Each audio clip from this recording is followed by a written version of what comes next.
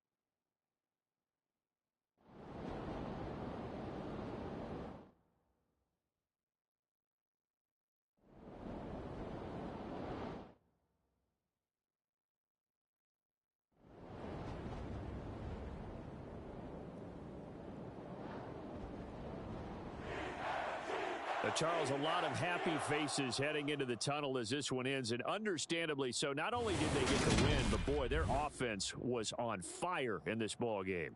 And, partner, I have no idea what the top speed is.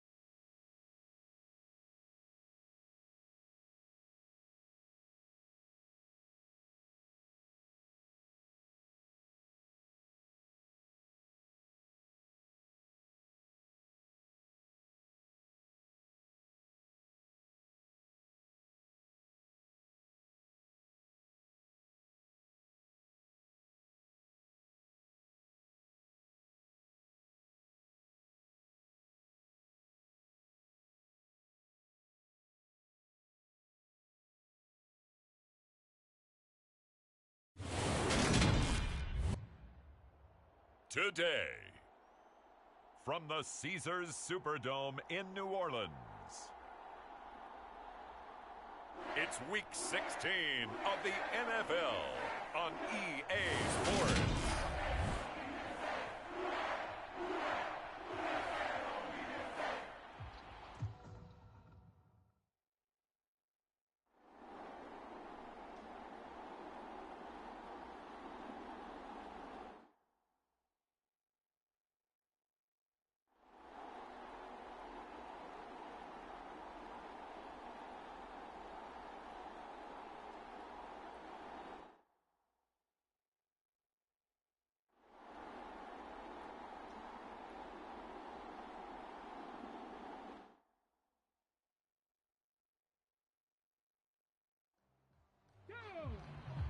Bison, 60 Bison.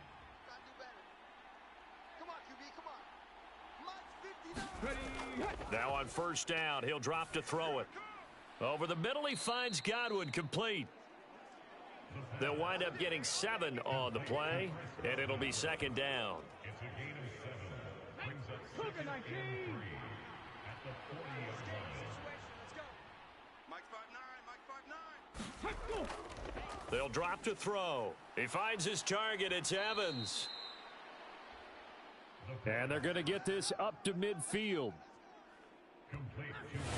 Well, that should be a reminder defensively, and I think it's a reminder to myself because you just can't sell out to stop the run. There's still enough time that this offense can move the football through the air, even on first and second downs, and they obviously picked the right spot to throw the ball there. Fournette, a first down carry, and he'll power ahead, but only for about 3 yards. Second down coming up.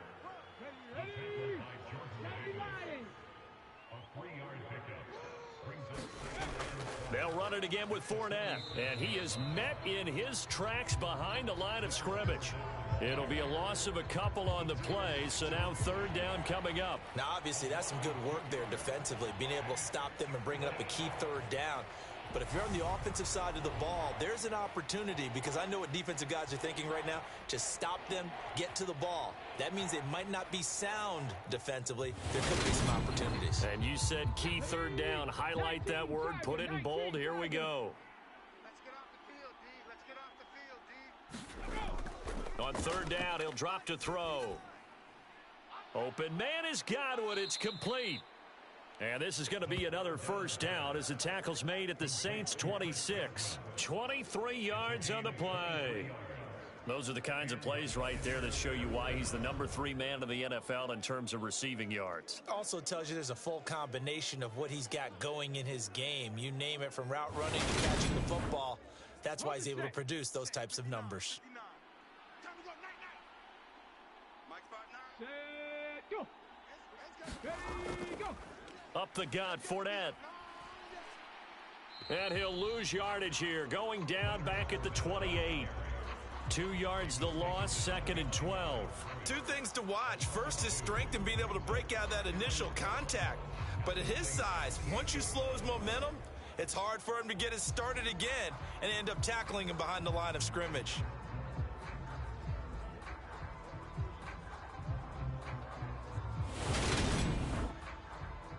If nothing else, they've already taken a couple minutes off the clock here already as they come up 2nd down.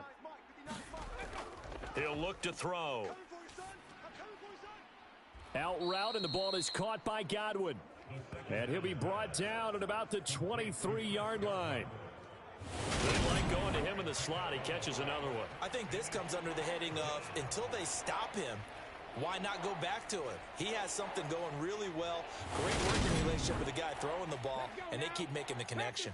The Bucs on third down. They've converted 6 times and could use a 7th here. This is 3rd and 7. Got his man complete over the middle. It's Smith. And he is going to have a Bucs first down as they're able to get the 3rd down conversion. And that certainly appears to be a critical conversion right there, because not only do they keep the drive going, they take valuable time off the clock as well. They have to feel really good about that last completion. Now a 1st and 10 at the 11.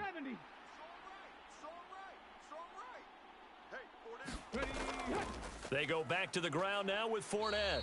And he is met at the line of scrimmage, and he goes down right there.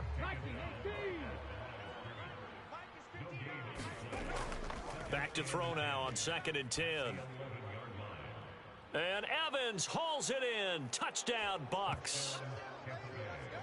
Mike Evans, his 3rd touchdown now on the year. And the Bucs are about to make it 4 straight as they add to this 4th quarter advantage. Well, to put it mildly, he's been able to dice up this secondary all game long, and this time that was a missile that he threw into the end zone and adding another touchdown to his ledger. And I think we see these youngsters develop a lot quicker than we ever have, because when they get started in this game, they're not just throwing passes around. They're reading coverages early. So now they're like seasoned pros earlier in their career. How about this one here? If they win this ball game, a game ball definitely coming from his head coach. Now after the touchdown, ready to kick it away is Sanders. From a yard or 2 deep, here comes a return. And they'll get him down right at the 25-yard line, so the same result, had he opted for the touchback. The New Orleans offense set to take over. As this offense takes the field against CD, remember last drive they were moving the football, but then they threw that costly interception, so we'll see if they can right the ship here on this drive. And doesn't that just sum up football? We see it all the time, don't we? The defense goes from losing the battle to making a huge play and stealing the momentum. So you know they're riding high right now, and they're ready to challenge this offense and that quarterback one more time. And we'll see if the offense is up for that challenge here as things start to get more interesting here in this second half. They're giving those short little routes. Tackled him in bounds, too. They're just not wanting to get beat over the top. Yeah, and if you can't really get downfield, take the short routes. But now you got to have guys who can actually break tackles and increase those gains. Looking to throw again on second down. Winston. Throw right side. Going to be caught here by Waddle. And he'll be brought down shy of the 40 at the 38-yard line. So signs of life in what's been a dormant offense in this second half. Here's 1st and 10. From the shotgun, it's Winston. Throw left side complete to Troutman. And he's tackled a yard short of the marker. Good gain of 9 on 1st down. To throw again on 2nd down. Winston. And this one incomplete. Too much contact to hold on to that one, and it's 3rd down.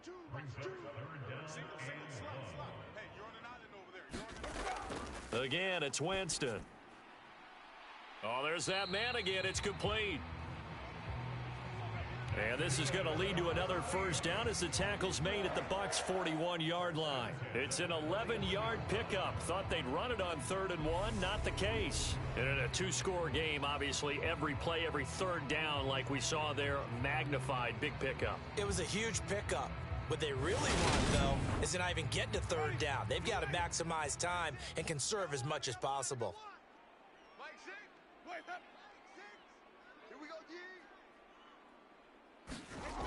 Jameis now on 1st down.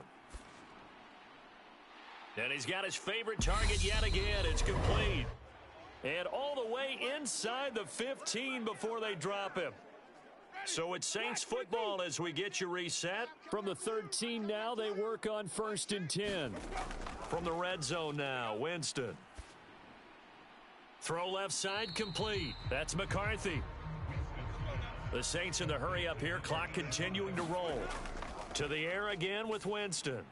And this is caught now for a late touchdown. So hold everything here. This one's not over yet. Okay, game on. Don't go anywhere yet. You got a 1-score game now. Probably going to rely on the onside kick coming up. Yeah, they have to. It's not a high percentage play, but it's better than not having a chance at all. And that's when you put your leapers and your flyers on one side, get that high hop, and hope that one of the guys can come up with it. And on the other side, get that hands team ready. No doubt about it. They do tack on the extra point as well. And now things get a bit more interesting here in this 4th quarter.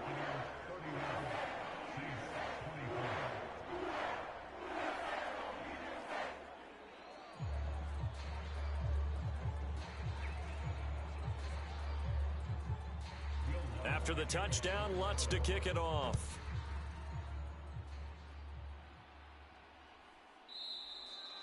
And he'll just take a seat, and the drive will begin at the 25-yard line.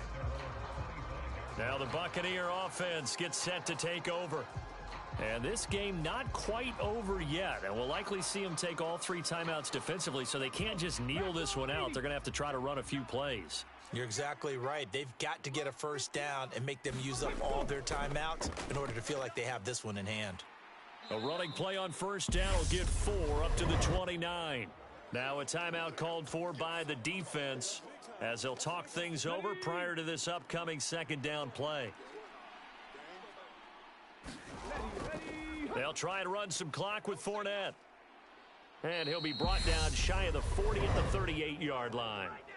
Now we'll get a quick timeout called by New Orleans, number 2. And they'll be disappointed to have to burn one there after giving up the 1st down. Again, it's Fournette. And he's going to get a solid gain of 9 before being brought down. 2nd and right at a yard. Now the defense will burn their 3rd and final timeout as they'll head to the sideline and talk over what to do next. On 2nd down, here's Fournette. And running room scarce here. He's going to be stopped in his tracks at the line of scrimmage. No gain on the play, and now they're faced with a 3rd and 1. They've called his number a lot this afternoon. You wonder how much tread is left on those tires. We certainly do, but I always think back to one of my favorite coaches in the NFL.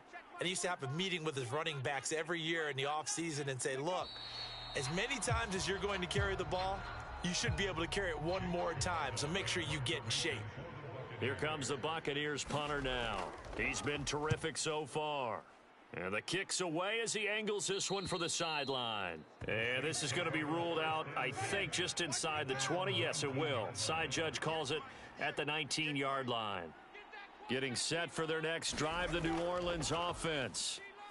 Now a desperation throw deep downfield. And that went a little too high as it's knocked away and incomplete. Well, it took us until the final play, Charles, to officially decide a winner. Although on that last play they were so backed up it would have taken a miracle, and they couldn't get that miracle done. Well, I like how you stayed with it because we both knew that this had to go down to the last play, and neither side was going to exhale until that play concluded because we've seen the improbable before. A couple of laterals, maybe some poor defense on the back end. They might have gone all the way to the end zone.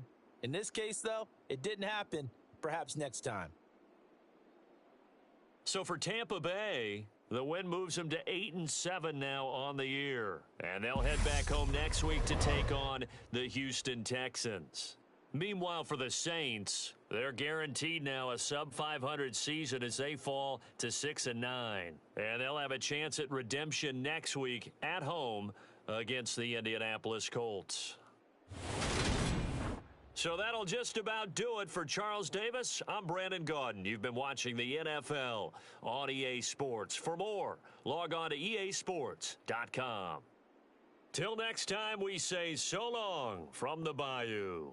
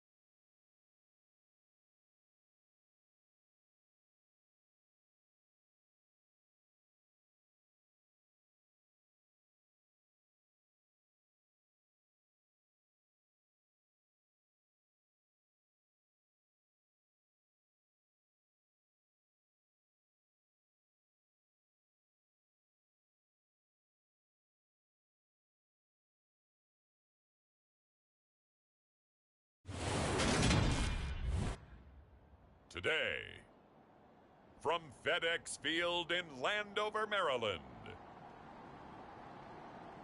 it's Week 16 of the NFL on EA Sports.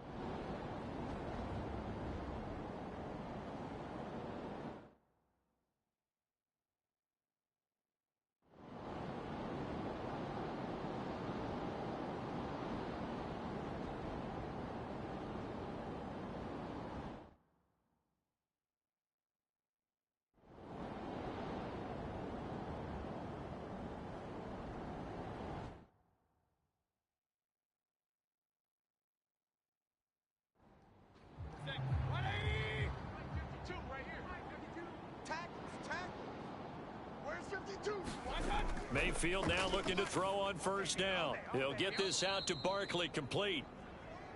And he'll get it up to the 33-yard line. That's good. The completion there for 7 yards. And that's going to bring up second down. A give to Barkley out of the gun. They'll get 3 as the drive continues. It's a first down. Watch tight end. Watch tight end. Tight end's right. Tight end's right. They keep it with Barkley on first down. And he's going to take this ahead for right around 3 yards, but no more than that. Second down. Keep breaking the balls up. Mayfield on play action. Watch the curls. Watch the curls. He hits his target, Lockett. And they're going to have another first down here as the tackle's made at Washington's 44-yard line. 17 yards on the pickup there, and the drive will continue. Tell you what, he's been able to put the ball in some tight spots all game long. That throw, no different. Yeah, a lot of people would call it a gutsy type of a throw. I think he looks at it as, I can do it, so it's not that big of a deal to me, and I'm going to keep firing. So signs of life in what's been a dormant offense in this second half. Here's 1st and 10. Mayfield now. It's hauled in by Shepard. And they're going to get this down to about the 37.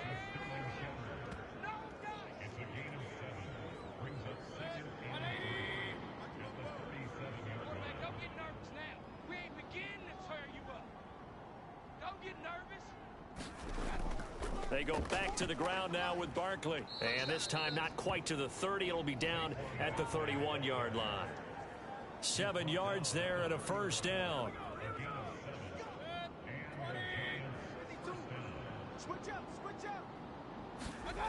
Now Mayfield. And the catch made by Johnson. And he'll be marked down right at the 20-yard line. He's certainly done a nice job spreading the field on this drive, and here he finds his big tight end for good yardage. And that's what you have to do. Keep defenses guessing about where you're going to go with the football. That's it. 180. Watch the run. Watch the run. Watch the run. 47's the mic, boys. From the red zone now, Mayfield. Watch the slant.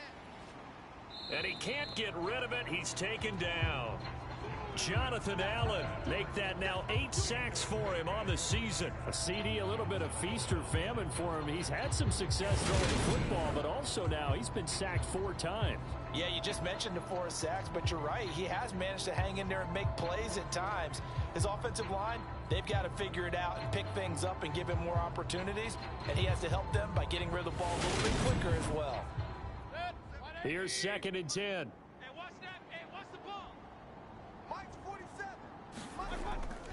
Up the middle with Barkley. And he'll take it down here just shy of the 15 at the 16-yard line. 4 yards the gain, and it'll bring up a 3rd down. Some of the most unselfish players on any football team, defensive tackles, because we ask them to just eat up blocks and allow other people to make tackles. But when he can make a play himself, as we just saw there, that's a big day. And they'll hustle up to stop him well shy of the 1st, right around the 15. Only a yard on the pickup there, and it's going to leave them with a 4th down. Well, this was just simply excellent defense. On this 3rd down, they had to be alert for the possibility of a pass, but that didn't stop them at all from understanding what was going on when they decided to run the football, and they just swarmed and stuffed them for almost no gain.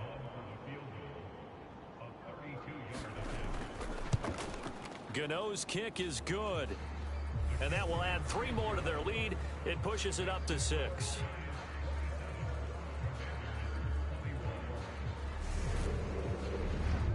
So they get the 3, but you wonder now, is that going to be enough? Excellent question, because when I look at the smiles on that side of the field, they're a little tight, aren't they?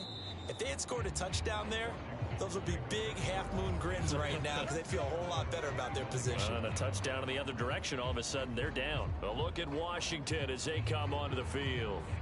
See if they can put this drive in the end zone, Charles, because it's been a little bit of a rough go at times. They've had to punt the football a ton in this ball game because of stalled-out drives. So are you saying that you're kind of tired of seeing the punter run out there and do his thing during this game? Is that what you're trying to say?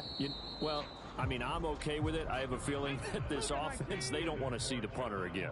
And frankly, the punter doesn't want to run out there anymore himself. He would love to see his offense put together a drive and give his leg a rest.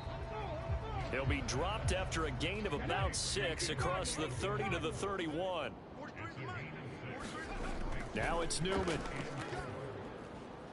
To the right side and complete to Thomas. And he's going to have a Commanders first down. They needed 4. He doubled that. He wound up getting 8. That was a route run not just with dexterity, but with intelligence.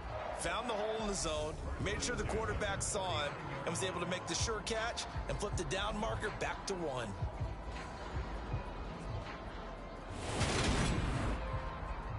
So from the 39 now, they'll come up on a 1st and 10. And to throw again here, Newman. Complete. Smith has it. And he'll be brought down on the other side of midfield at the 43. And here we are in the 4th quarter, partner, and watch them drive for what would be a go-ahead touchdown. And you and I both know this is where you need a quarterback who can keep his cool back there. Not just for himself, but to keep the rest of the team relaxed too. So the drive takes him into Giants territory now. 1st and 10 at the 43. From the shotgun, Newman. Looking downfield, and that's caught right side. He's got his man. Another strong gain on the last 2 plays. They've moved it a combined 33 yards. That's a pretty throw right there. That ball's in the air a long time, but it's right on the money on the right sideline. A really good route. Moving the defenders towards the middle of the field before breaking to the sideline. What a completion there. Big-time arm strength. Very nice route. Let's make these babies crawl on the way back home. Throwing again, Newman. It's caught on the right side at Smith. And he'll be out of bounds as he gets this down to about the 21 or 22. Call it a gain of 6 on the play, and it's 2nd down. And we've seen him have success earlier on with the ball in his hands because he is a get it in space and make a play kind of a receiver. But that time, they closed on him quickly and held him to a short gain. Here's Newman. He gets it to Thomas. And he's going to be marked down just outside the 10. Give him 10 yards there as this offense is on a roll. This drive continues to plunge forward. 4th quarter, down to the final 2 minutes, and we've got a 1-score game. So it's Washington with the football here as we welcome you back. They come up on a 1st and 10, desperately needing a score here on what could be their final drive. And he can't quite get there. Tackled down at the 1. They come up on a 1st and goal, and most likely 4-down territory as they need a touchdown and the PAT for the lead. They're unable to connect, but a late flag comes in. And the contact may have come too early. So the defense helping him out a little bit here late in the 4th. Yeah, and you're exactly right. And when you're the one doing the chasing, you'll take a little help from the other guys, won't you? Looking and finding Thomas in the end zone. Touchdown, Washington. Logan Thomas, his 4th touchdown on the year. And the Commanders are an extra point away from taking the lead here in the 4th. Now they can boot it through on the always important extra point, and then their defense has to hold up their end of the bargain. And there's something that you've pointed out in numerous games that we've worked.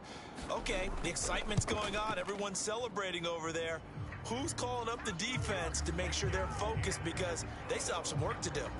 Critical extra point up and good. And that is going to put them on top by a point, and it sets us up for quite a finish.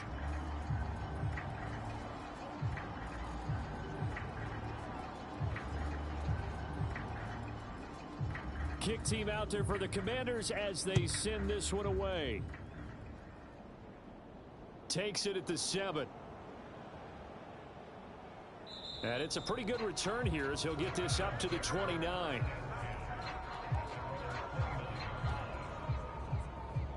Mayfield and the offense now. Down by 1. A minute 36 to go.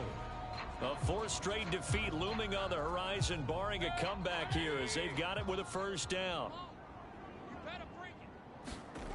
Mayfield. Flush to his right. And he can't get a throw away. He's taken down. Mayfield trying to get him up to the line as fast as he can. Mayfield's throw caught by Tony. The Giants going to go ahead and use the first of their timeouts as they'll talk it over here before what will be an important third down. Mayfield gets this out to Saquon Barkley. And he will have a Giants first down as they're able to get the third down conversion. Now Mayfield.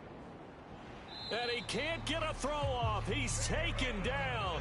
What a huge play at this point in the game. Here's Baker. And he can't get a throw away. He's taken down. Now another timeout called for by the offense as they stop it with 28 seconds to go in this football game. Mayfield to throw. Pass complete to Shepard. And he'll get a fair amount of yardage back, but now it's fourth down. 10 seconds to go. Desperation time. Mayfield on fourth down. And it's incomplete. They cannot convert, and they turn it over. They had to go for it with such little time remaining. And Washington will take control of the football in great field position. And the clock will now stop as a timeout is called with 5 seconds left.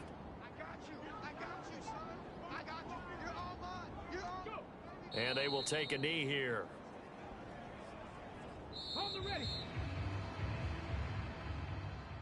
But Charles, we were treated to an excellent game today, capped off by that second half comeback. This was a joy to watch. Entertaining for us, not so much to the team who led at halftime and now is leaving here, knowing that they let a win slip through their fingers. Tough one for them to carry home. So for Washington, the win moves them to 8-7 now on the year. And they'll get to stay put for a few days as they'll host the Dallas Cowboys next week. Meanwhile, for the Giants, it's another loss as they now fall to 4-11. And they'll try again next week at home against Philadelphia.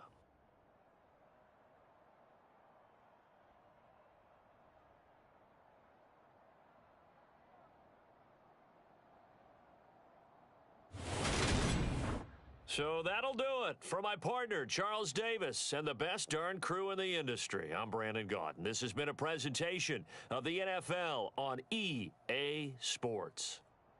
The Commanders pick up the victory as we say so long from our nation's capital.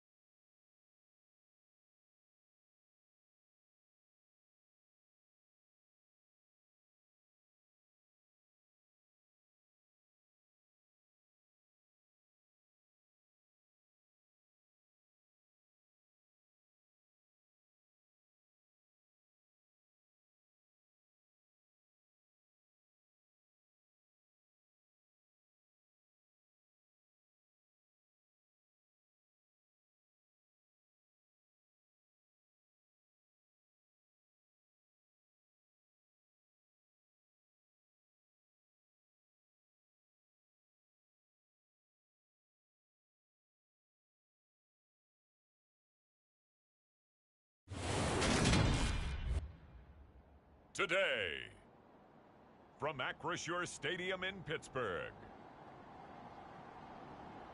it's Week 16 of the MFL on EA Sports.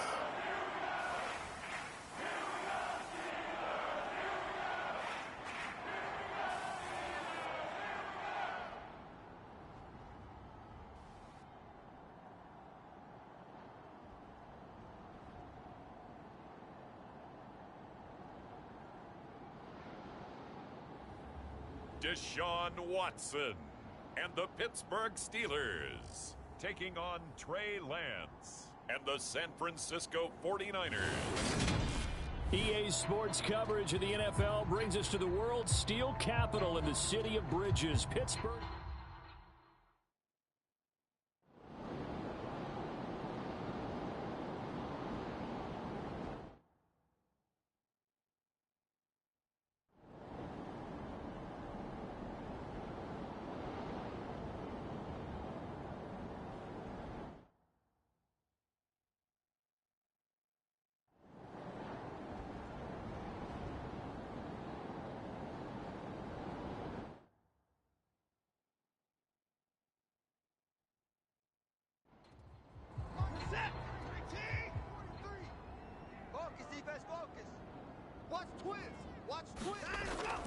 Elliott going to get it again on second down.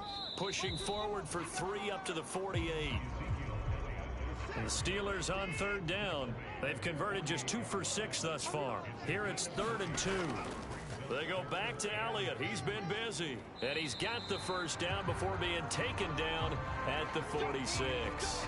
65 yards rushing for him now as he's carried it 16 times. Well, that's a carry they have to be satisfied with. And throughout this game, they've been satisfied with what he's given them. Whenever they've needed a big run, a first down, he's the guy they've turned to. And it doesn't matter what the defense thinks. They feel like they've got the confidence to keep handing it to him and keep picking up good yardage. 54 Mike. All right. Here we go. Let's go, D. Let's go. They'll try the air now with Watson. That's complete to his tight end, Freiermuth. So he'll be stopped here for no gain. And that will bring up second down. As a defense, you're more balanced when you're in zone coverage because you're able to keep your eyes on the quarterback and see the play develop in front of you. You're able to keep the quick pass in front of them and stop it right at the line of scrimmage. Hey, man. Watch the boot. Watch the boot. Throwing again on second down. Watson. And intercepted. Maybe the turning point they need. Picked off by Fred Warner. And the Niners are right back in this football game. That's now his second interception in as many weeks from his linebacker position. And think about all the different techniques he has to employ in a passing situation. Is he spot dropping because it's zone? Is he picking up man-to-man? Is he having to run with a running back or a tight end? In any event, great eyes, head on a swivel, and excellent hands. Yeah, versatility and showing those hands. Watch tight end. Watch tight end. Key him. Key the tight end. Hey, boys. They'll start with a run by Mitchell. And he'll get this one across midfield and down into Steeler territory. Tackle that time by Ronnie Harrison. Hey, it's not the most spectacular play, but I think most teams will take that every single time for the first play of a drive. Begin the series with positive yardage and set yourself up for a very manageable second down. 2nd and 5 now. Lance. That's to Mitchell out of the backfield. And he is out of bounds inside the 35. First down, San Francisco. The pickup, 14 yards. Good yardage on the completion there. And when they look at the scoreboard, they do understand a field goal is not going to do them any good. My guess, they're going to press the ball downfield as far as possible, try and throw it into the end zone and get a score because they know they've got to get that done and get the ball back as quickly as possible. Meanwhile, Lance's throw taken in by Samuel. And he'll get this to the 22. So they began the play at the 11, and it's a gain of 11. First down. Yellow, 22. He's tight right here. He's tight on the right. Tight on the right. From the gun, it's Lance. Again, he'll find Samuel for the completion. And they're going to get this down inside the 15. Again, it's Lance. That's Samuel, caught left side. And the Niners are going to be set up with a 1st and goal coming up as they get him down at the 6-yard line. They'll run with Davis Price. And he's going to take it in. Touchdown, San Francisco. Ty Davis Price, his 2nd rushing touchdown on the year. And the 49ers have made it a one-score game again here in the 4th. So the first drive ended in 3. This time they take it down and punch it in the end zone. So that first drive felt like they were just gathering knowledge, didn't it? Just enough to kick the field goal on the first one. And the second time, they put it all together and got it all the way to the end zone. Extra point splits the uprights. And now things get a bit more interesting here in this fourth quarter.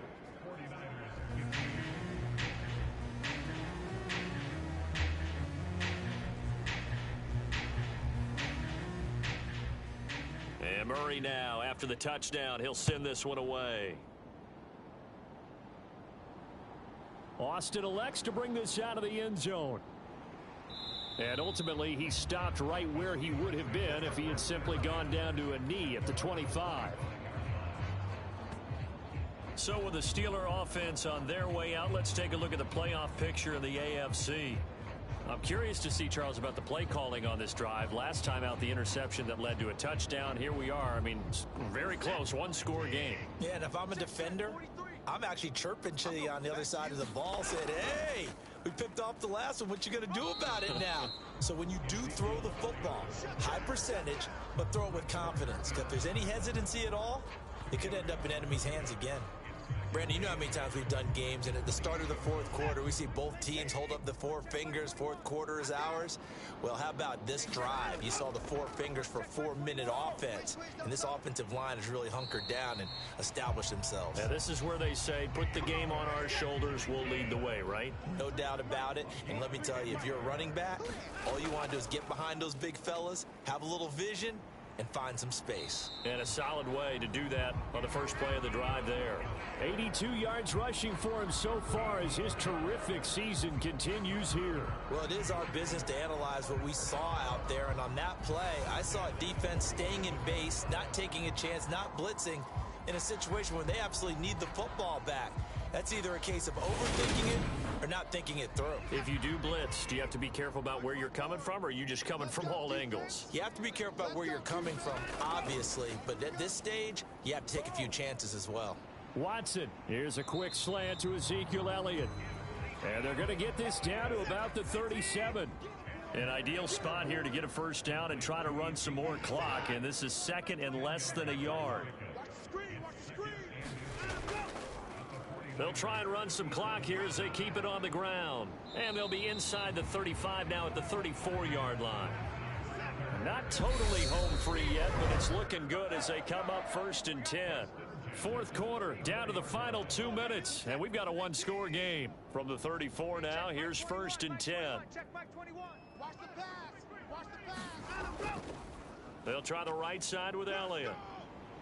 And he'll work his way inside the 30 now to the 28. And now right out of the 2-minute break, we'll get a timeout used defensively with 1:56 to go. So they come up on 2nd down. If they can get another run like we just saw, would likely put an end to this thing. A 20th carry here for Elliott. And he'll go down here right around the 23-yard line. Now San Francisco going to call their second timeout. That'll leave them with just one remaining in this fourth quarter of play.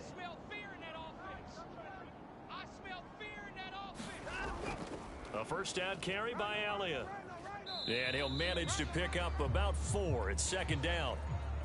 And we're going to stop play here, at least momentarily. It looks like there is a 49er who's in some discomfort, but not what you want to see this late in the season. Medical staff is going to check on him, and we'll step aside for a moment.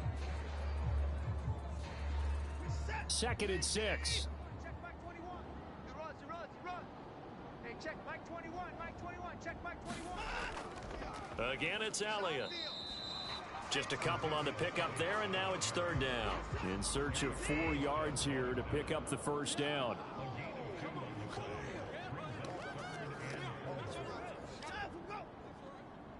Hey, check Mike 21. On 3rd down, Elliott. And he will have the first down before he's tackled at the 12.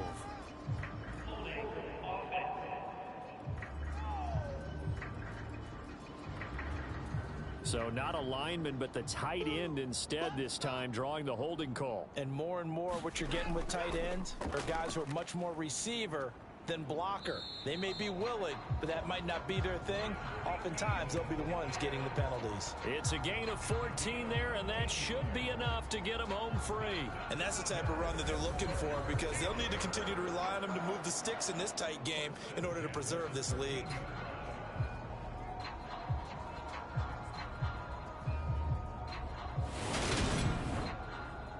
So after a good run by Zeke, another 1st and 10. 43's the mic. 43's Down to a knee goes Watson, and that should just about do it for this ball game. And that knee will do it. So they snap the losing streak. Always a good feeling. Yeah, I don't know if this one right here, when they're taking a knee, is as much exultation as exhalation, right? They just breathe a sigh of relief. Finally got a win. Needed one desperately. Oh, we all just got a heck of a show, partner. This was a close game for a long time. Close at half, close down the stretch. Home team finds a way to get it done. A narrow victory. Yeah, they finished with a flourish, didn't they? Because there were times where each side looked like they were the better team out there. And the outcome was in doubt for much of this game. Every snap seemingly more important than the previous one. Great effort from the guys visiting. But in the end, how about those guys in their home stadium finding a way to win? So for the Steelers, that's now 5 wins on the campaign as they get the job done here. And they will hit the road next week to take on the Tennessee Titans. Meanwhile, for the 49ers, their playoff hopes take a big hit as they fall to 8-7. And they'll be at home next week for a date with the Seattle Seahawks. So that's a wrap. For Charles Davis, I'm Brandon Gaudin. And this has been a presentation of the NFL on EA Sports. For more, check us out at easports.com. The Steelers earn the win at home, as we say.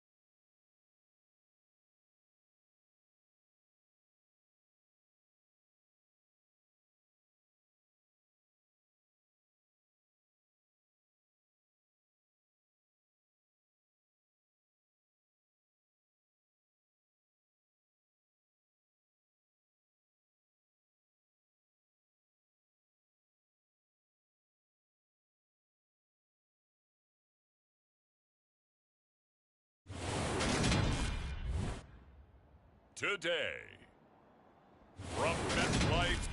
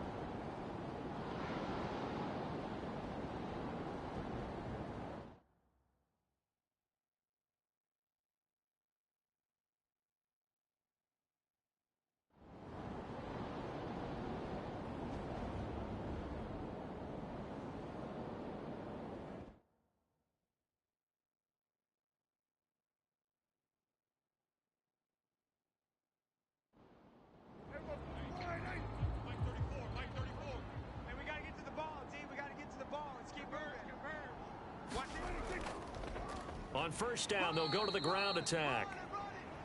And he can only manage to get a couple. 2nd and 8 coming up. All right, that's a decent game there, but it hasn't been his best game overall. So I wonder what the mindset is of his team. Do they want him to handle the football and try and close this game out? Or are they going to make an alternative plan and maybe go in a different direction? I think they need him, and this is his time to shine. And that's going to be another first down as the tackle made at the Jets. 18. And these guys certainly are not hiding what their intention is. They're absolutely showing it. They're definitely not going to sit on this lead here in the fourth quarter.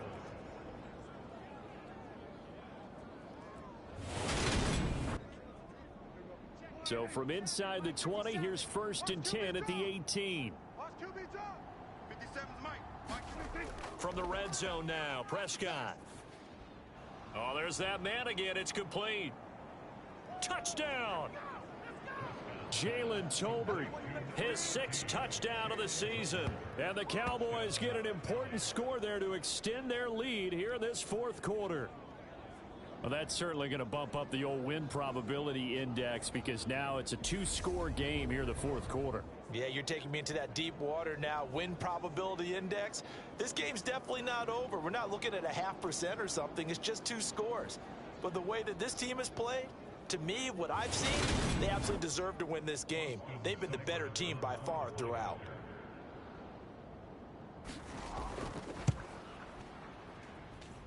Extra point by Seibert, up and good. And his guys will take a 10-point lead.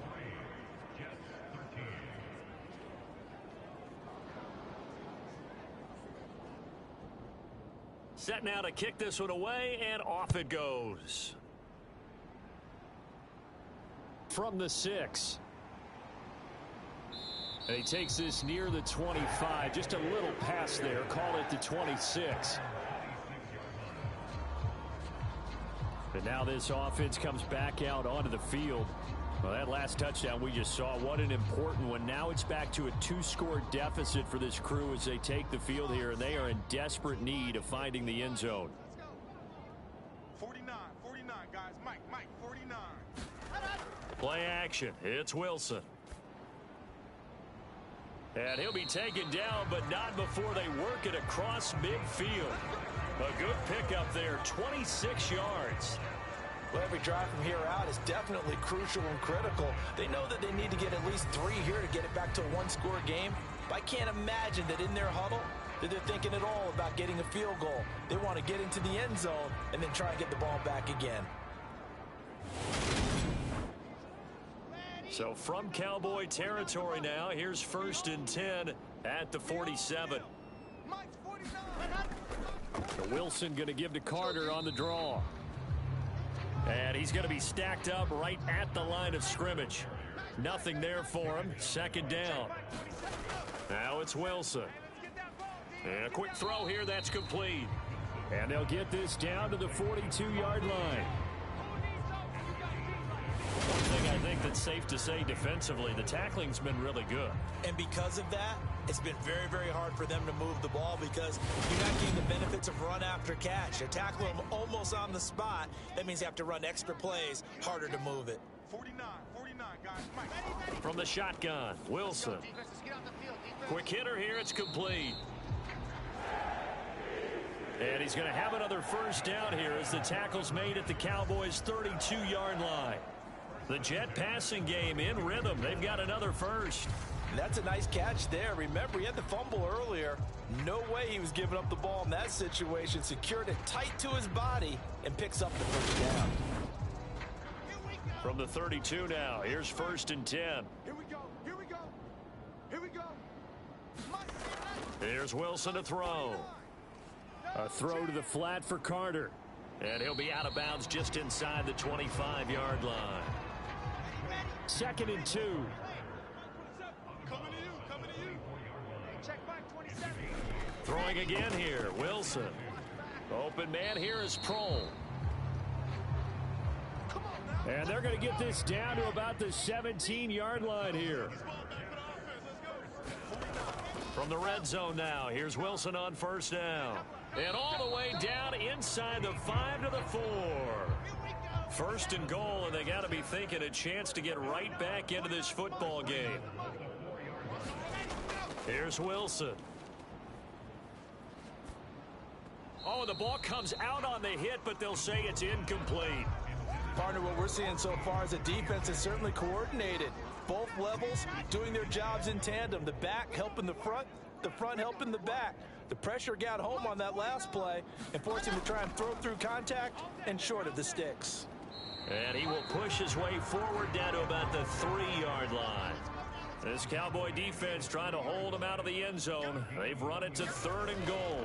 Once more, Edwards pushing for the end zone, but he's not going to get there. They stop him just shy of the goal line. He needed 3. He got 2. Now that'll set up an interesting situation here on 4th and a yard. Well, look at the clock. You're down 2 scores. Have to go for this, don't you? And they thought that as soon as they took over possession. It didn't matter where they were on the field. They were always going to be in 4-down territory. Backed up, in good situation, it didn't matter. So they've been preparing for that on their play sheet the entire time. So on now is Greg Zuerlein in a pressure situation. Less than an extra point attempt here. This is an 18-yarder. Zuerlein's kick is up and through. And this is back down to a 7-point game.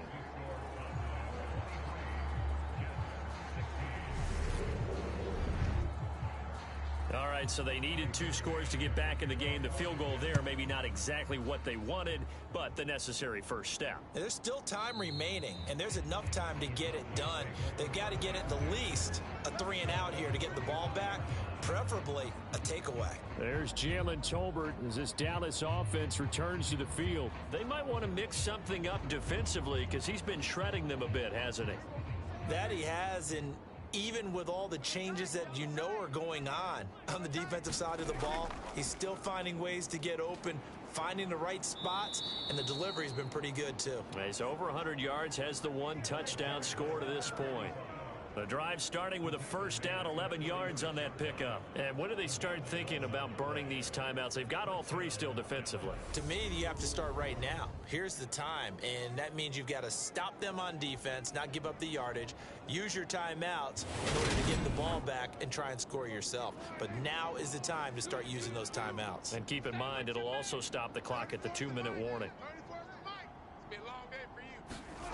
Prescott looks to throw on first. Oh, now he's stripped. He lost the football. And it's scooped up by the Jets. And he'll get this back to the 32-yard line. Well, partner, here's where team football gets tested a little bit because I know the defensive guys were over there chilling on the sidelines, and all of a sudden, they heard the sudden change call because that fumble puts them right back on the field, and they've got to go out and finish the game now themselves. Absolutely. Nursing that slim lead here in the 4th, a costly turnover. From the 32 now, here's 1st and 10. Following the fumble recovery, it's Wilson. Nowhere to turn here, and he's going to go down. Back at about the 37-yard line. Micah Parsons. He continues to wreak havoc in the offensive backfield. Sack number 16 on the year. Well, he shot in, CD, like he was out of a cannon from that linebacker position. And even though they had a running back in the backfield, no one could stop him. Well, you certainly diagnosed that play perfectly because as fast as he got into the backfield, you're exactly right. The running back had no shot to get over and try and protect his quarterback, and a sack resulted. 4th quarter, down to the final 2 minutes, and we've got a 1-score game. Got to assume this defense will be charging again here. It's 2nd and 15. Wilson. Good footwork at the 30. A good gain of 9 before he's brought down at the 28. They'll get to the line here, but remember, it's also 3rd down. Here's Wilson. And that is incomplete. Oh, he had a defender right there with him to force that to the ground. And 4th down now coming up. Here we go. It's Wilson on 4th down. Pass is tipped, but he's still able to bring it in. And he doesn't quite make it, taking it within an eyelash. Dropped at the 1. Throwing now is Wilson. On a bad time late for a poor throw. It's intercepted. And the Cowboys have just about sewn up this football game. CD, I know from working with you that you're about as old school as they come. Your thoughts on throwing that ball from the 1-yard line? Yeah, I just got done walking my dinosaur, as you well know, and ordinarily I'm screaming, run the football from the 1-yard line. But if you are going to throw it, just take extra care. That didn't happen there, and they turned the ball over.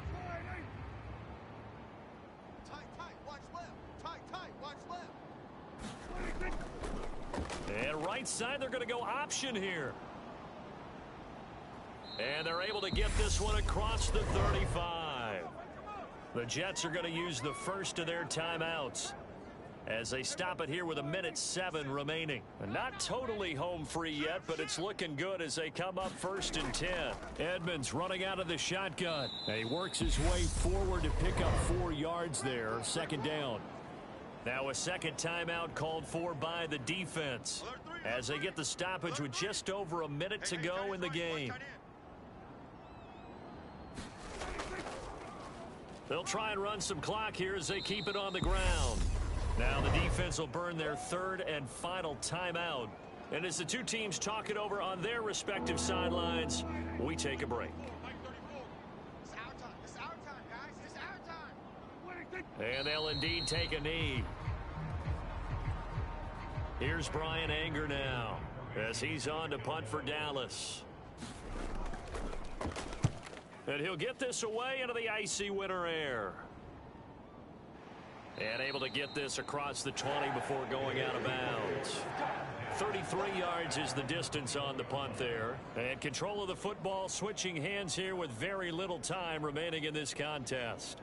The Jets ready to get going again here on offense. In a close game like this, Charles, those interceptions like they had on the last drive could be costly, but here they've got another opportunity to seize control of this game. And they'd better take advantage of it, because otherwise, if they end up losing by 1 score, they'll relive this over and over and over until they have another opportunity to wipe it away. Now Wilson. He's going to let it fly. Oh, he forces one there. It's a potential dagger as it's intercepted. Picked off by Kelvin Joseph. And the Cowboys have just about sewn up this football game. Boy, that one was in the air for an agonizingly long time. Just begging to be picked off, wasn't it? It's one thing if you're throwing a ball like that, trying to throw someone open or lead them into an area. But that ball needed to be thrown with a lot more conviction. As a result, it's an easy interception. So they'll come up 1st and 10 now from the 33. So he'll take a knee here to wrap this one up, and he's going to want to keep that game ball. He was sensational. Well, this ball game was close throughout. Remember, it was neck and neck at intermission, neck and neck at the end, but a great job to come in here in a tough environment, Charles, and get the victory. Yeah, tough environment indeed. How about all the people we can hear shouting from their seats right below us, partner? They weren't real happy that their team didn't keep the home field. How about how these visitors came in, calm every step of the way, even with all the pressure, and found a way to get out of here with a win. So for the Cowboys, it's a big win here as they move to 11-4 now in the year. And they'll get another road date next week when they take on Washington. Meanwhile, for the Jets, they fall under 500 now as they drop to 6.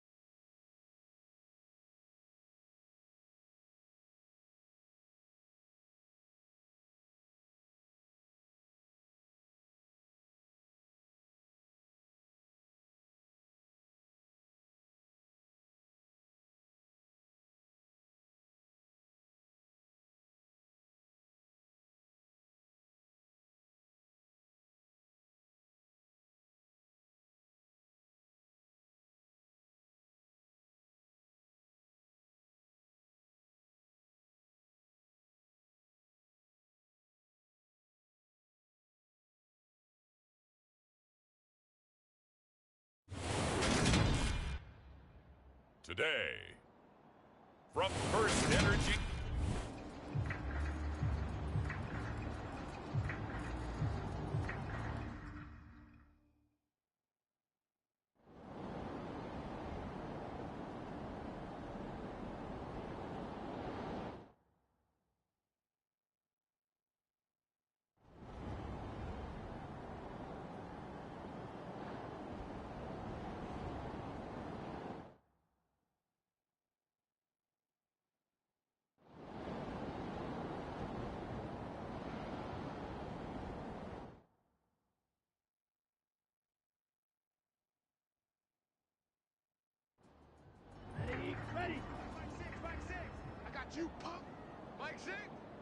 Like six.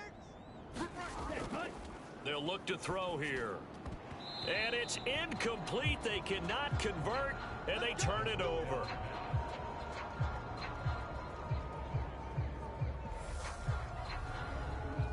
The Browns unable to move the chains on 4th down. And this Texans defense stands tall. Out comes the Houston offense as they get set to take over here. Right now they're on the wrong end of the scoreboard, and that won't change if this drive ends like the last one when they had that lost fumble. So you have a feeling taking care of the football is certainly paramount right now. Yeah, and it's not just the guy who dropped it on the last drive, is it? That means everyone who might touch the ball is getting the same message. Guys, ball security, paramount. Let's take care of it, and if we do, we've got a chance to put points on the board. He's got his man. It's the tight end, Brevin Jordan. And he'll be corralled well upfield right around the 40-yard line.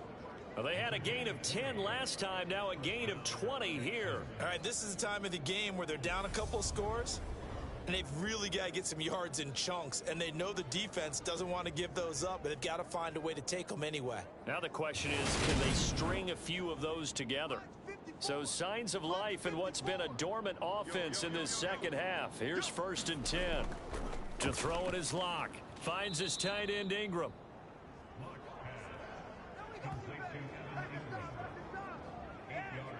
This possession means so much for them. They've got to focus on this drive and find a way to make this a one-possession game. Yes. Got to get a score. Yeah, so good with a field goal. Don't necessarily need a touchdown.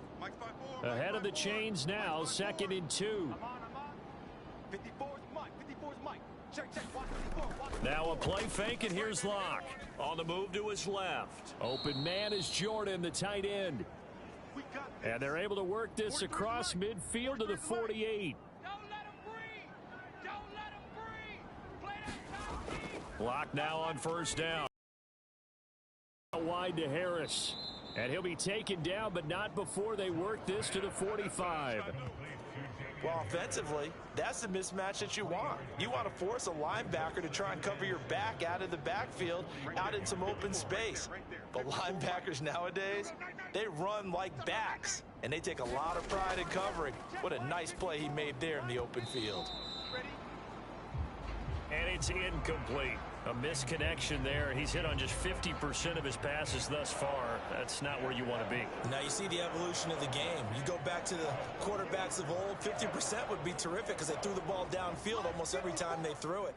Now with the short passing game, you should be above 60% just to be in the average range. Locke gonna throw. Into heavy traffic, and it's intercepted. Picked off by John Johnson. And the Browns will take over here as they get it up to the 43-yard line.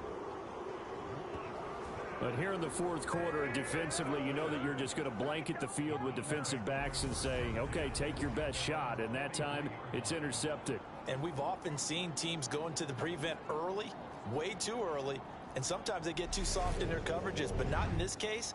They understood the situation and played it with the proper aggression. Cleveland offense making their way out. They have to like the position that they are in. 4th quarter, 2-score lead, and now the ball back after the INT. Singletary to get the drive started. And he's across the 45. It'll be 2nd down. Ready. 52 blue. He was taken at the 46-yard line. Right back to Singletary on 2nd down. And they'll get this just to the 47. 1-yard gain. The Browns on 3rd down. Now, they've converted 7 times and could use another right now. This will be 3rd and 6. They'll look to throw. Firing quickly here, and that's complete. And he is going to have a Browns 1st down as they're able to get the 3rd down conversion.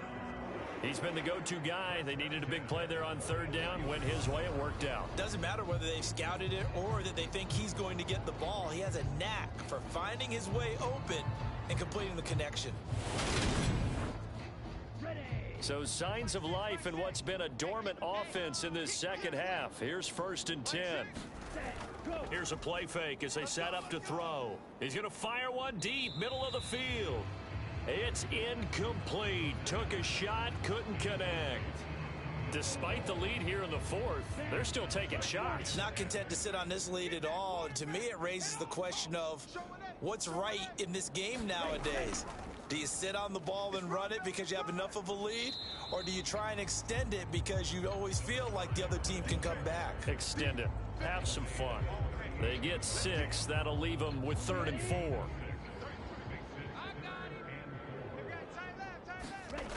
He'll drop to throw. Looking left side, and he's got a man. That's Woods. And brought down, but not before they're inside the 25. 5th catch of the afternoon, and that gives him a first down. But when you're up by 2 scores in the fourth quarter and you're going to throw the football, expect to see a lot of man coverage, because usually what comes along with man coverage is pressure.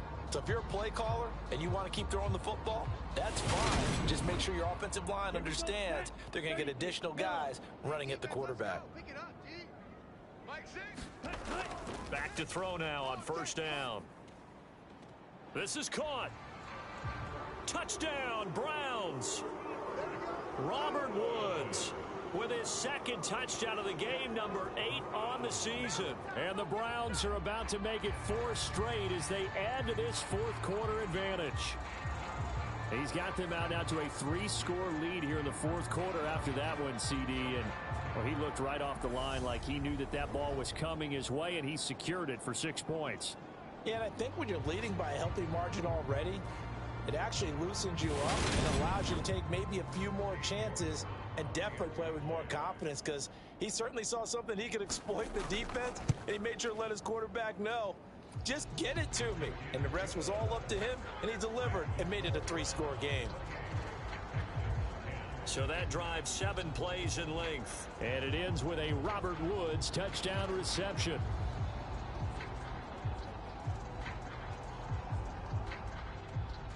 The Browns kicking team out there now as they'll send this one away. And he'll elect not to return this one, so they'll bring it out to the 25 on the touchback. And now out comes Houston. They are looking to make a bit of a 180. They are sputtering right now. And frankly, I think it's time to call your playmakers together and say, all right, guys, we're going to lean on you through this patch.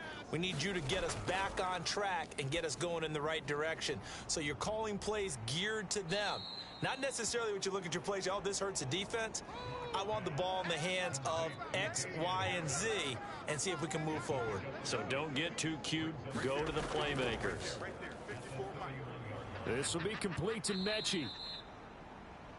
2nd catch for him today, and it'll wind up a first down. I think that's a big pickup for a first down, because when you run a drag route against zone, you're sometimes asking for trouble because you might run into a defender. Yeah, well, there they ran into a first down. Executed it to perfection. Being chased out left. And he can't find a receiver, and he's brought down. Matt Judon in there to drop him for his 11th sack of the year.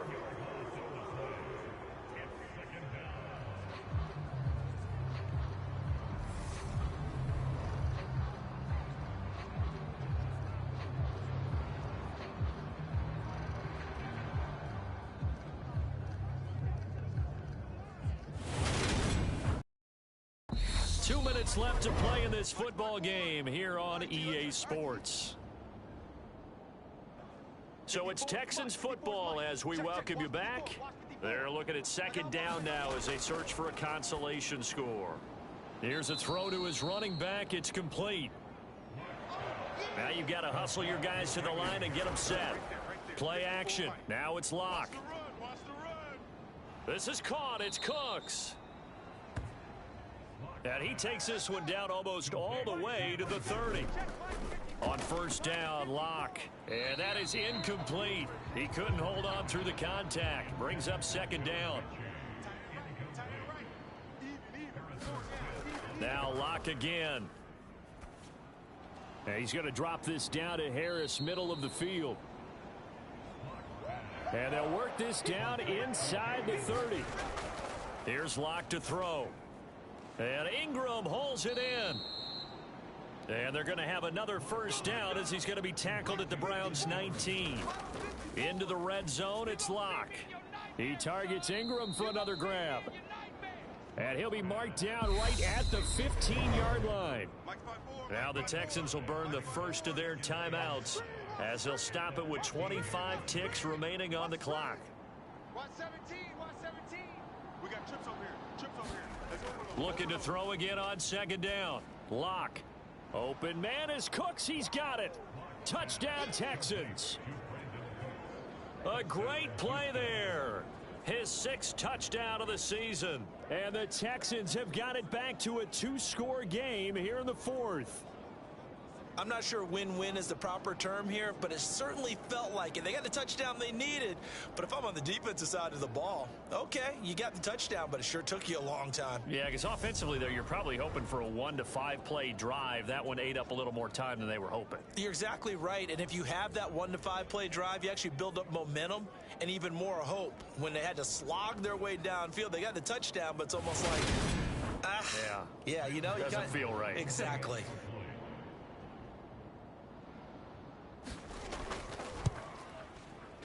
Point after, right down the middle. And the lead is down to 11 at 28-17. So that one a pretty time-consuming 10-play drive. And it results in the Texans finding the end zone. So time definitely not in their favor. Down 2 scores, but they'll try the onside kick. And this is going to be recovered by the hands team. And that should just about put a capper on this one. They knew they needed a miracle. They had to have that onside kick. They didn't get it. Well, as we knew, even before they put the toe to the leather on that one, their chances of getting that done, slim and none. And I do believe we saw Slim just leave the door, didn't we? We did indeed. I think we're down to none. Ready to take over again on offense. Out comes Cleveland. And still 2 timeouts defensively, but even if they choose to use those, 3 kneel downs should be enough to get out of here with a victory. And that's exactly what's being stated into the head coach's headset. Oftentimes they have a guy upstairs who monitors this at the end of the game. Little clock management 101. 95. He's coming. Double up, double up. He's coming, double up. Ready. Go. And they take a knee. The Texans going to signal for their 3rd and final timeout as they'll stop it with 17 seconds to go in the game. 33. You. Hey, check Mike 33. Ready. Go. And they will take a knee here.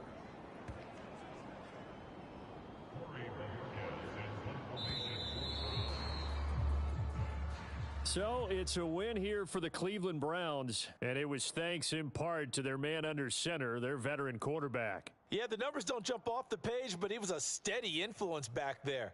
He had a couple of touchdown passes on the afternoon. His guys rallied around him, and they're going to come away victorious.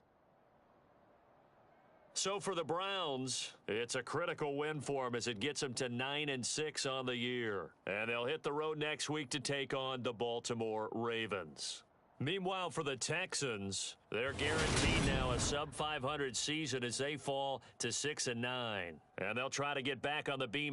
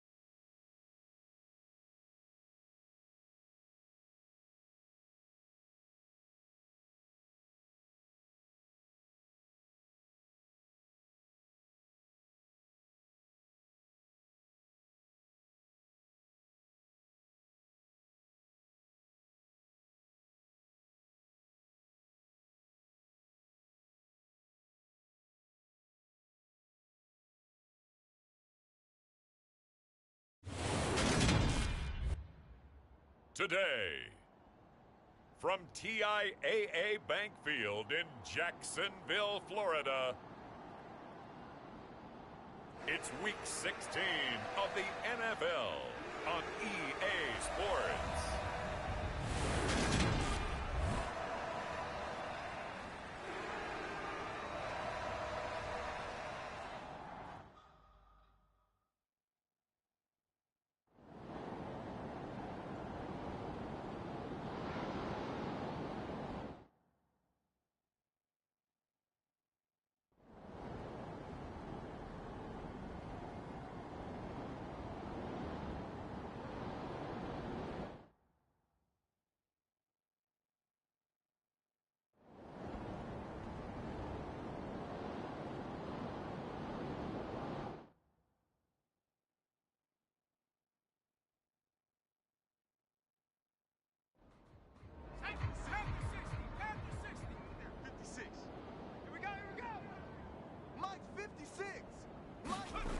On third down, he'll drop to throw. Open man is Michael Thomas. And he'll be out of bounds just inside the 25-yard line. These two have hooked up 9 times now this afternoon as they pick up the first. 56 to Mike, boys, 56. Check out. You don't want none, baby. You don't want none. Back to the ground with Hall. You don't want it. And he takes it in. Touchdown, Jacksonville. Breece Hall, his 11th rushing touchdown on the year. And the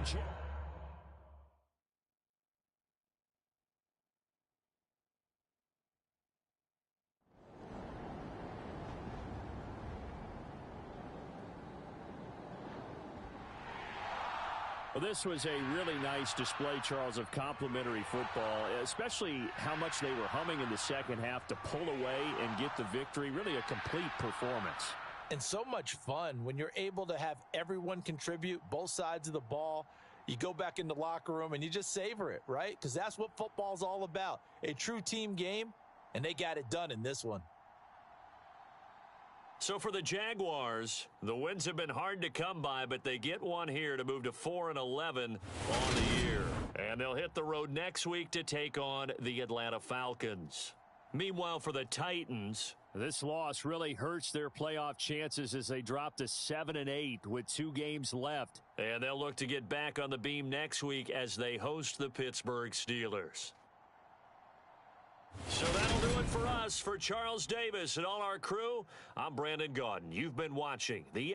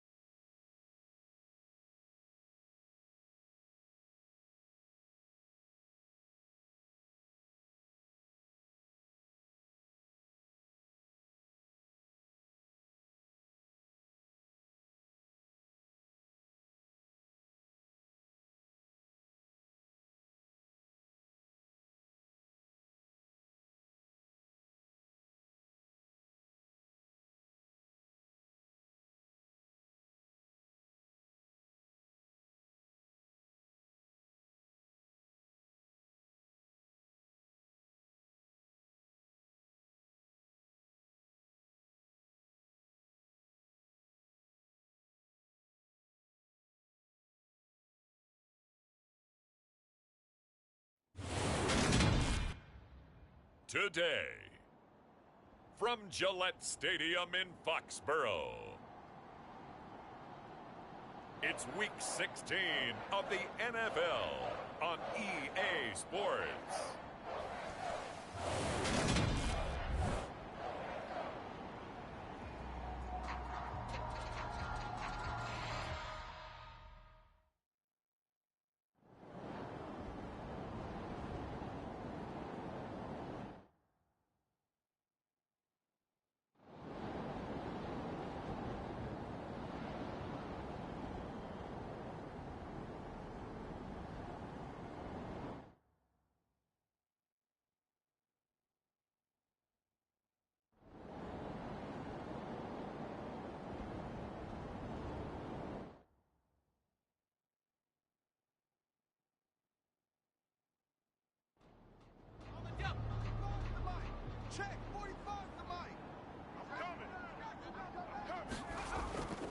Second down, back to Sanders. And he's stopped after a gain of 1. Not enough. Still a yard to go on third down.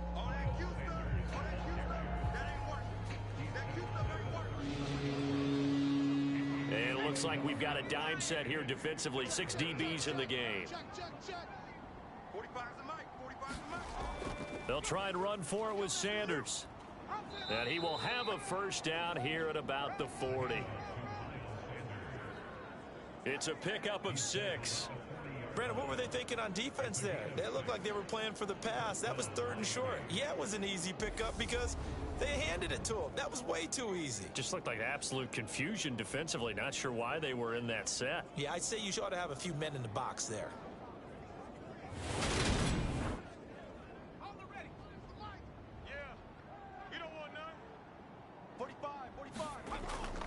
On 1st and 10, it's Sanders. Taken down at the 42. The last run good for 2. Here's 2nd and 8. Now they'll switch it up here and look to throw. And this is caught. It's Parker. So just 3 yards on the completion there. And it brings up 3rd and 5 now.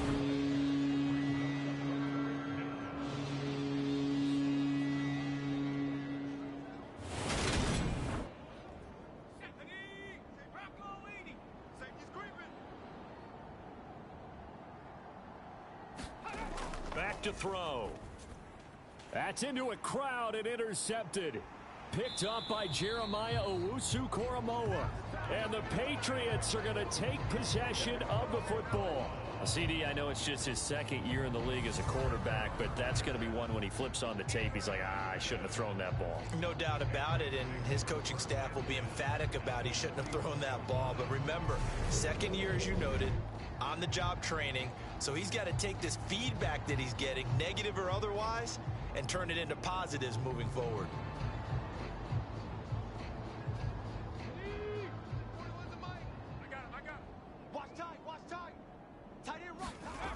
They'll come out throwing here to start the drive. It's a short one here, complete to the tight end. 2nd and 8 coming up.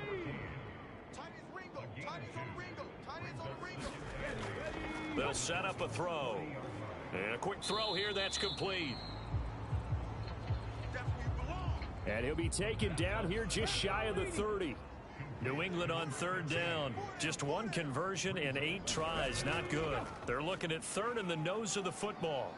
And he's able to pick up the first down here before he goes down at the 26.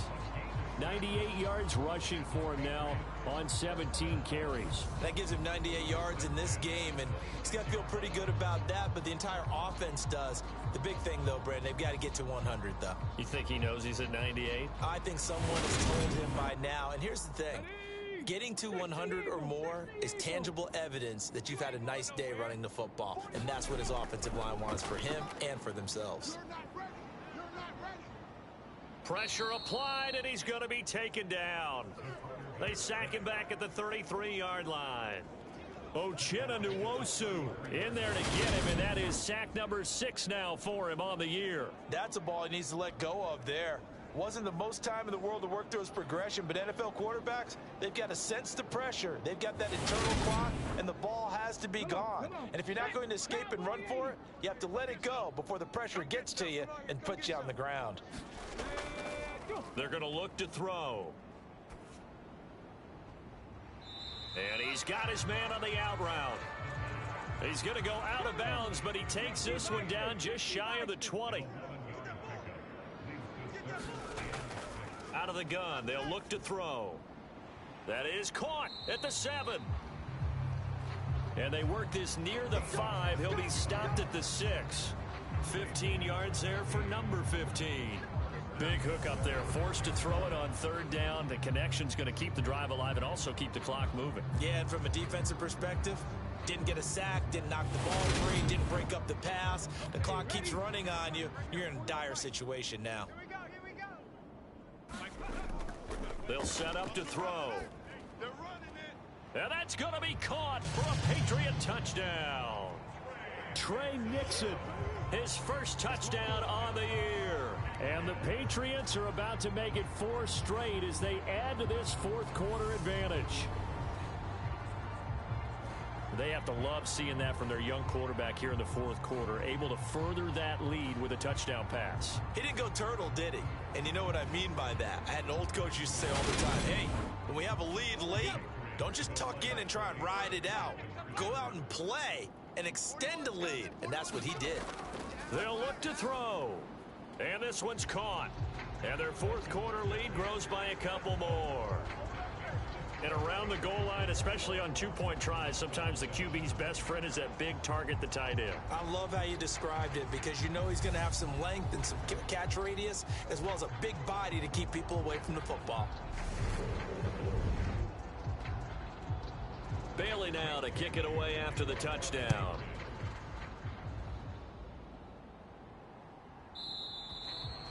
And this will be a touchback, so they'll bring it out to the 25. Dolphins offense returning to the field, and we'll see if they can bounce back from that last drive. In particular, if they can bounce back at the quarterback position, Charles, after throwing their first interception of the ball game. Yeah, and some guys, you know they're going to want to try and get a big play right away and take control back. Others, they're going to look to hit a couple shorter passes and get a little momentum back that way. But for the defense, that goal's not changing a bit. They want another pick.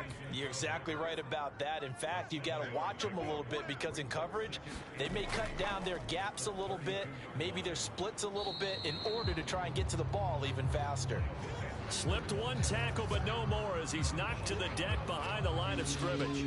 It'll be a loss of a yard, and that's going to lead to a 3rd and 4 coming up. I think this offense, specifically this running game, they're going to have to find a way to turn the page because they haven't found a way to run it effectively thus far, and it's cost them.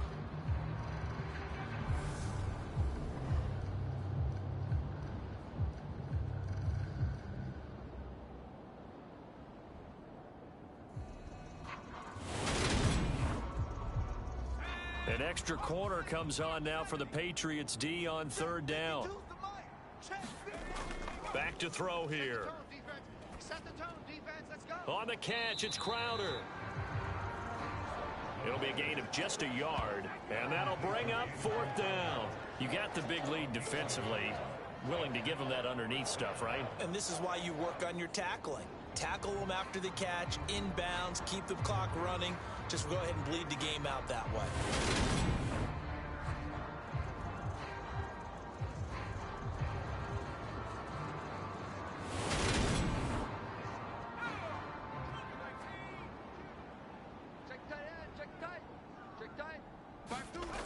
Gotta try it here. He's back to throw. And this is intercepted, and that should do it. And the Pats are going to take possession of the football. Well, down 2 scores in the fourth quarter. It maybe wasn't quite desperation time, but it was getting close. And that interception there on the deep ball, that probably slams the door on their chances. And maybe that was the thought process, that it wasn't quite desperation time. So now you take the shot before they're going to lay back any farther on defense. Go ahead and throw it downfield. Unfortunately, it didn't work. So they'll come up 1st and 10 now from the 33. Stop your whining. McCaffrey running up the middle.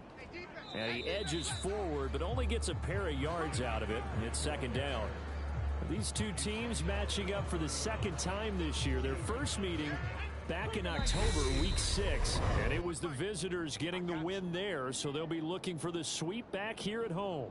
So the Patriots with the football as we get you reset. And no doubt what they're looking to do is just salt away the final couple of minutes and escape with a win. And now right out of the 2-minute break, we'll get a timeout used defensively with 1:56 to go. Now this is a big 3rd down, and you'd have to think we'd see a timeout right away if they can't stop him here.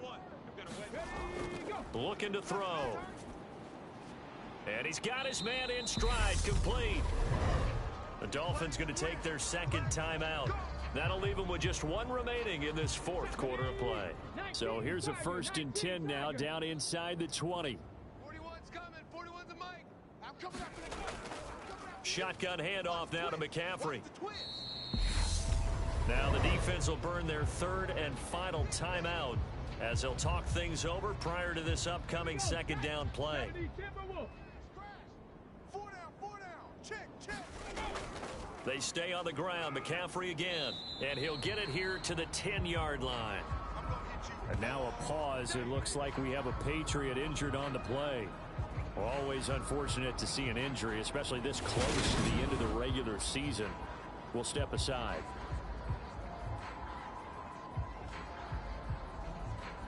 Heavy set out there on 3rd and 1. I'm coming.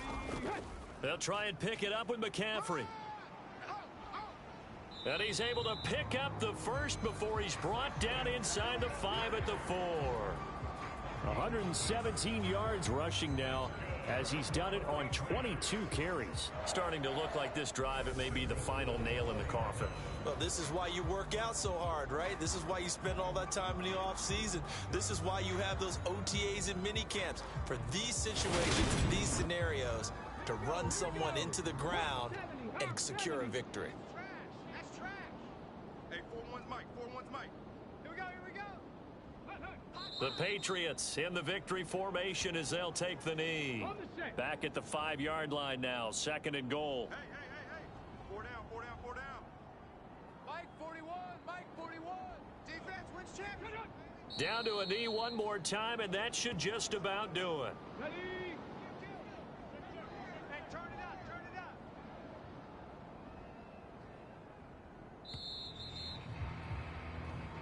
So this will wind up a victory for the New England Patriots. And it was their defense that really made the statement after the break. They pitched the second half shutout. Yeah, think about the team that just got vanquished. They did score in the second quarter. Do you think they thought at all that would be their last points of the game? No, but what a second half. The adjustment, whatever they did in the locker room, it certainly worked. It certainly did, and you're exactly right. Whether it was an adjustment, whether it was just more focus on what they planned to do going in, whether they just played better, whatever it was, it all came together in the second half, and no points were allowed. That's a great way to close them out.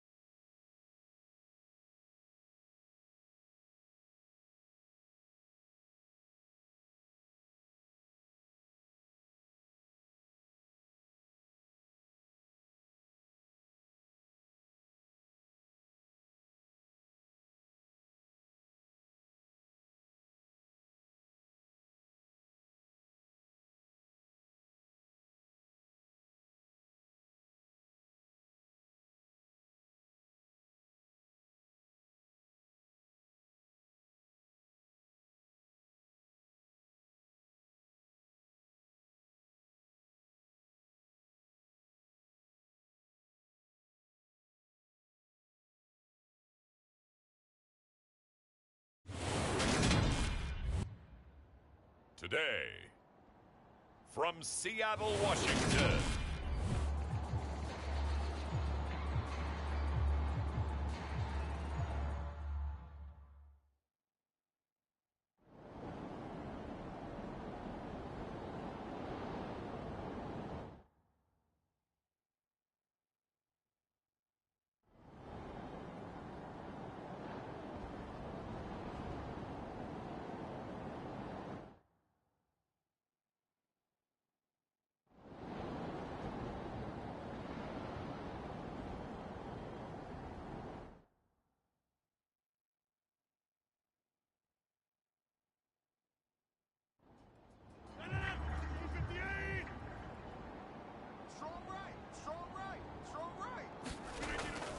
second down. Jacobs once more.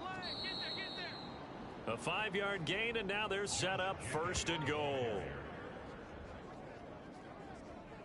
The tackle made at the 6-yard line. First and goal. 56 is the mic. Watch the run, watch the run. Now Rodgers. Oh, no, he lost the football.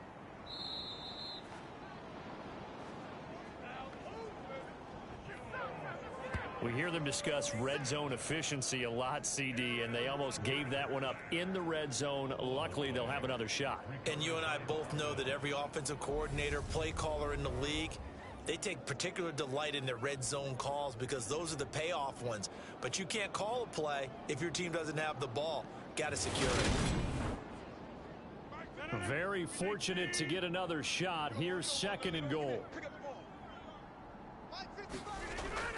Here's Rodgers to throw. Flushed out right. And this is caught. Touchdown, Baltimore. CeeDee Lamb. His 6th touchdown of the season. And the Ravens will add to their fourth quarter lead. We talk so often about how hard it is to win in the NFL when you turn the ball over. And here a late turnover leads to a fourth quarter touchdown and a 2-score lead. And what's more important is being able to take advantage when a turnover presents itself. You've got to come up with points to make the other guy pay. They're able to do so here, and they've got a pretty good chance now of winning this football game. Tucker able to connect on the extra point, and his guys will take a 10-point lead.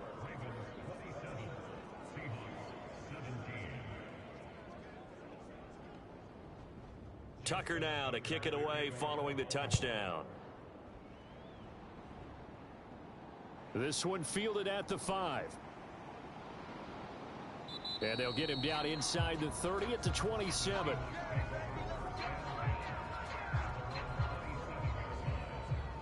The Seattle now ready to march onto the field.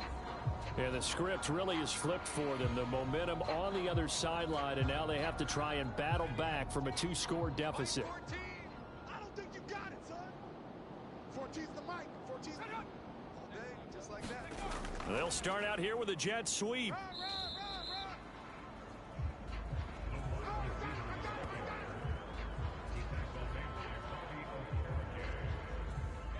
Second down and 8.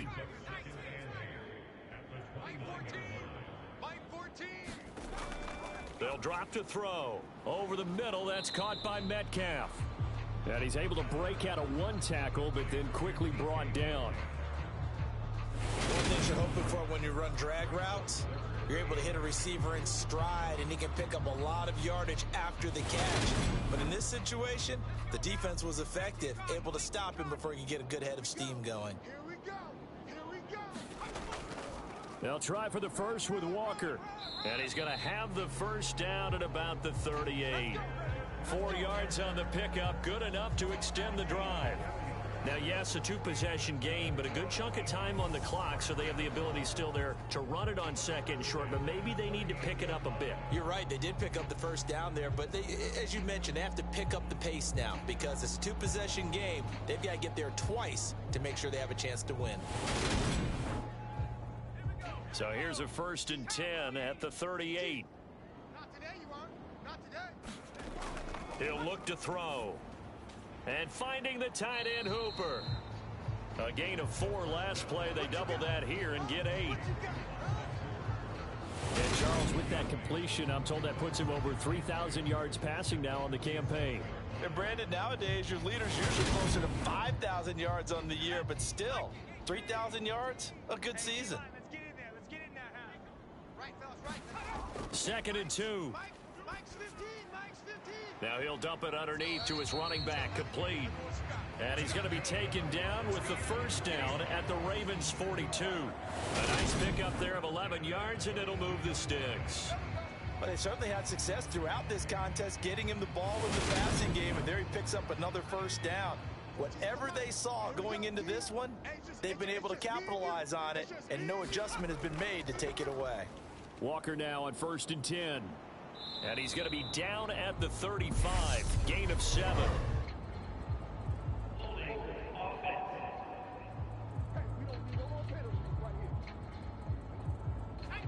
Yeah, so they get that one, Charles, on the right tackle. Yeah, oftentimes in that spot, you're trying to work against a defender, trying to set the edge in the running game, and you're trying to drive around and get your body twisted so that he can't get there. Sometimes your hands get too involved.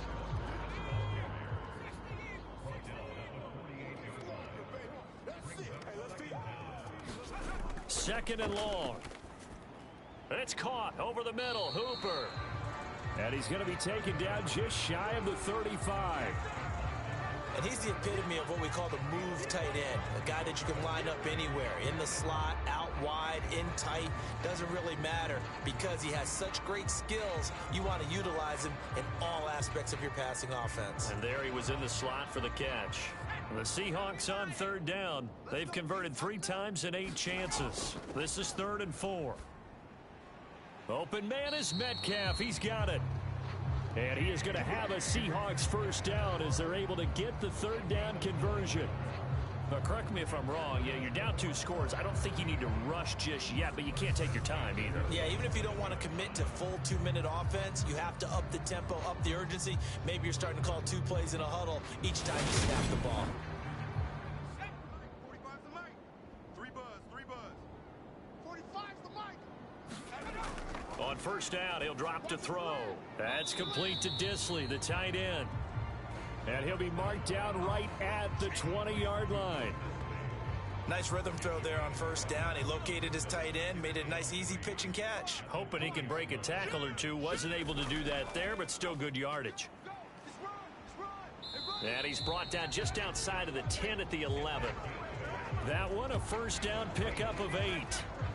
They were not fooling around at all, were they? 2nd and short, and they brought out the heavy package. Almost felt like the super heavy package against that defense, didn't it? Yeah, I don't think they expected that much beef up front, and it turned into an easy first down conversion. Now a 1st and 10 at the 11. Push him back. Push him back. Straight ahead, Walker.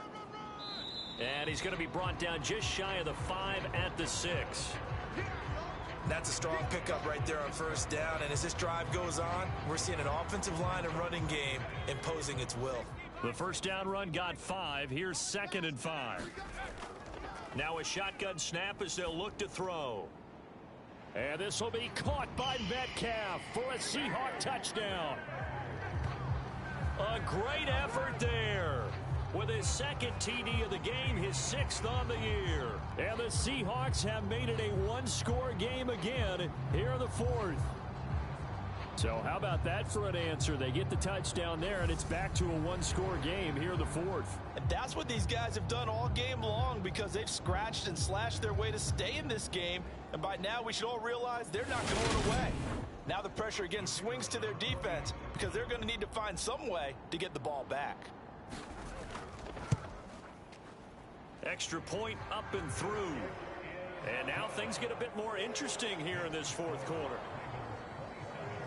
That one in the books as a 12-play drive. And it's DK Metcalf who finishes things off with a touchdown reception. No run back here, down to a knee, and this drive will start at the 25. Baltimore about ready to go on offense. And with that last touchdown, I mean, we're set up for a good finish here. Some things to consider, Charles. Obviously, it's a very close game. You're in the 4th quarter. Defensively, they've got all 3 timeouts in their back pocket. So the chess match really ramps up, doesn't it? Because in these situations, what do? Do you run the ball and kill the clock here? Or do you try and bury them with another score? And how about defensively? Do you use your timeouts at earliest opportunity or wait till you hit the 2-minute warning? So there's a lot going into this one. Let's see how each side goes about their strategy.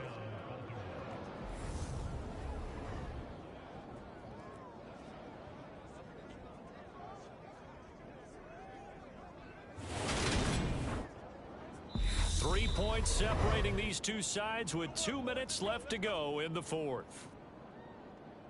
So it's Raven football here as we welcome you back. They've got a 1st and 10 as they look to try and finish this one off.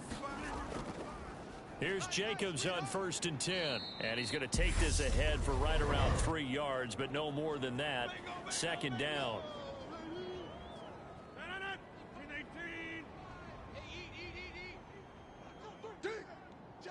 Check three.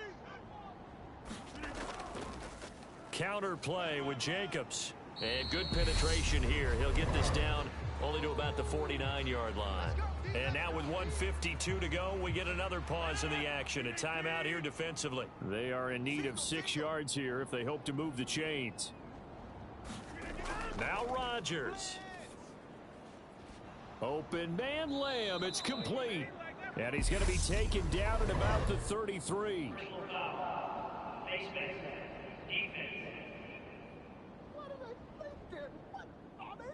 So it was already a gain on the completion, but tack on some more with that penalty. Absolutely. No matter what angle you're making a tackle from, you can't grab the face mask, and that's just putting your defense on its heels just a little bit more. And now it's 1st and 10. A big mistake, especially when you factor in the personal foul yardage.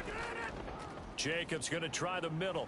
And he'll take it from the 18 to the 15. A gain of 3.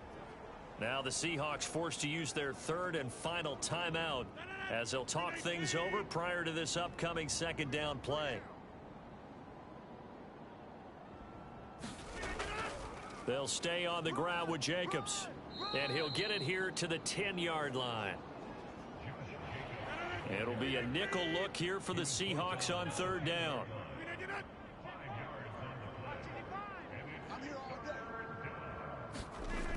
Rodgers to throw. Quick hitter here. It's complete. And it looks like he'll be just a yard shy of the 5 here as he's out at the 6. The Ravens taking a knee with victory seemingly in hand here. Now from the 7, here's 2nd and goal. Double tight. Mark 55. Mark, hey, check. Rodgers will take a knee here, and that should be all she wrote.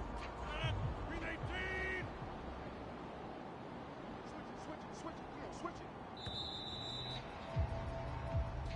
So the final seconds tick away in this Baltimore victory. And say what you want about Lumen Field here in Seattle, but for my money, this is the loudest and most difficult place to win in the league when you're on the road. It's very hard. The fan support, off the charts. The way that they make noise and understand when to make noise, they understand the game as well as anyone. And how about what we get in our media packets when we start preparing for the game? They have it in their own stuff, right? The number of offsides penalties, false start penalties that they draw against the opposing team because of that fan support. And last but not least, they designed the stadium to keep the noise in, and it works. But not in this one. They were able to somehow come in here and get that victory. So for Baltimore, it's an important win for their playoff.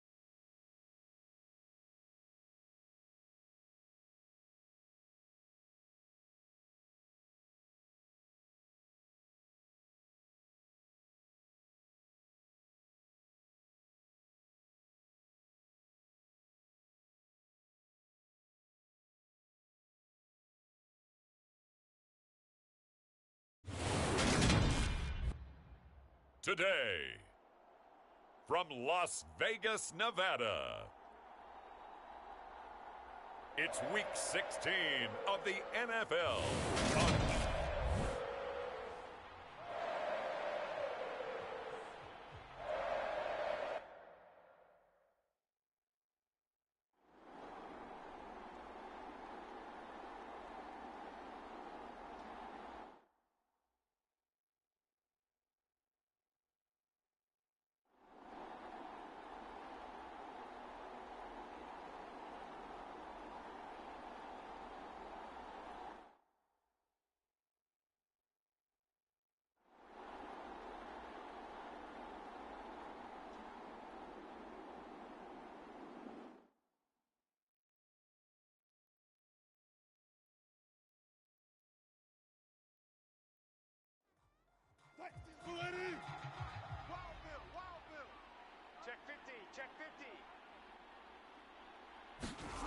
Now on 3rd and long, they'll look to throw.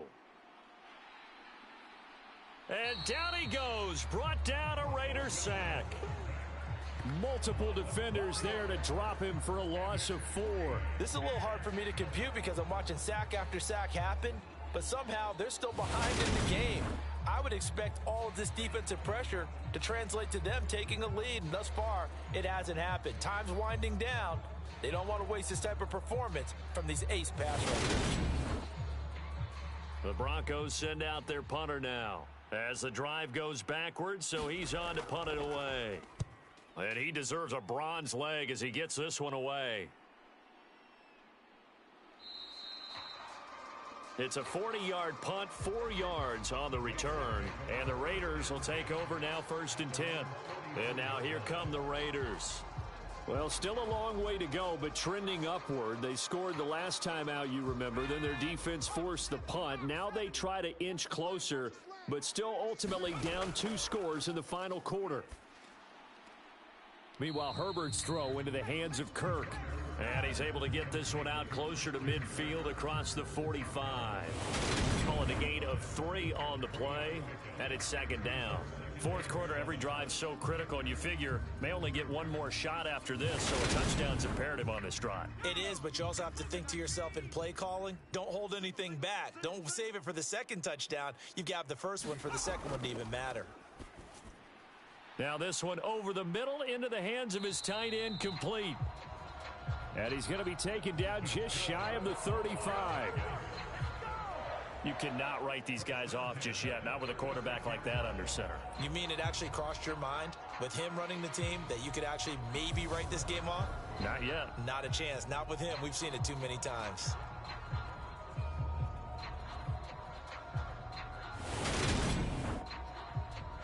So from the 36 now, 1st and 10. A play fake, and now Herbert to throw. This is caught. It's Brown. And he will score. Touchdown, Las Vegas. A.J. Brown, his 3rd touchdown now on the year. And the Raiders have made it a 1-score game again here in the 4th. I know these wide receivers are about flash and dash and high-flying plays, but a good number of them played running back at some point in their career, and that's how they finish off a lot of their big plays, run after the catch. And this time he finishes off the big play in the end zone. Extra point by Carlson, up and good. And now things get a bit more interesting here in this 4th quarter.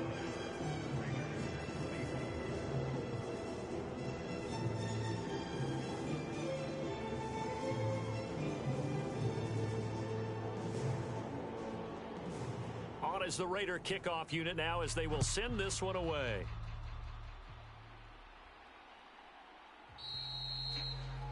And this will come out to the 25 as Hamler elects not to return it. So the Broncos come back out as we give you a look at the playoff race in the AFC. They've been asleep for a little while on this side of the football, Charles, and the score is just a 1-score game now. Haven't had any points this half. What gives? Let's go old school here. All right, let's get back to the basics. Get back to running the football, high percentage throws. Find the guys that eat pressure and make plays for you and make sure they touch it. So 5 yards here, 5 on the play, and it'll be 2nd down.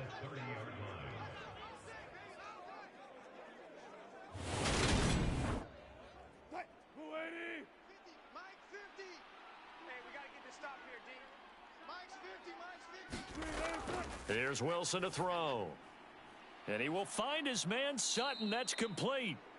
And they bring him to the ground just shy of midfield. These two have hooked up 9 times now this afternoon as they pick up the 1st. And he's top 5 in the league in terms of receiving yardage because of plays like that. What have you seen from him on film that you like so much? Well, I'll strip away everything else and get to what we call the moment of truth. When the ball's arriving and there's a defender there, he just comes down with the ball. He competes and takes it away. Great hands, great ability to finish the catch. Throwing on 1st down, but this one winds up to be incomplete. So after the incompletion on 1st, now 2nd and 10. From the gun, it's Wilson. And the Raiders have got him.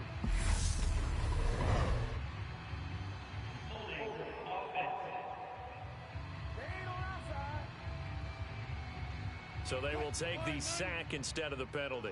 And it takes another down off the series. But the biggest one of all, do you want to tell the guy who just got the sack that it no longer counts? No. No, not at all. Well, this is going to depend on the spot, but it's not a very generous one. He looks to be about a yard or so short. Hook up a 15 yards there, and it'll be 4th down. Boy, they had a lot of real estate to make up there, but what a big-time play for them. Nice completion, excellent gain. Now they're in 4th and manageable. Just a little short, though, with that marker.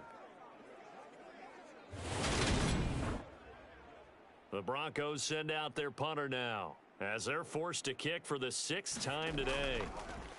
And now on 4th and 1, it's a fake, and the gamble pays off. They get the first.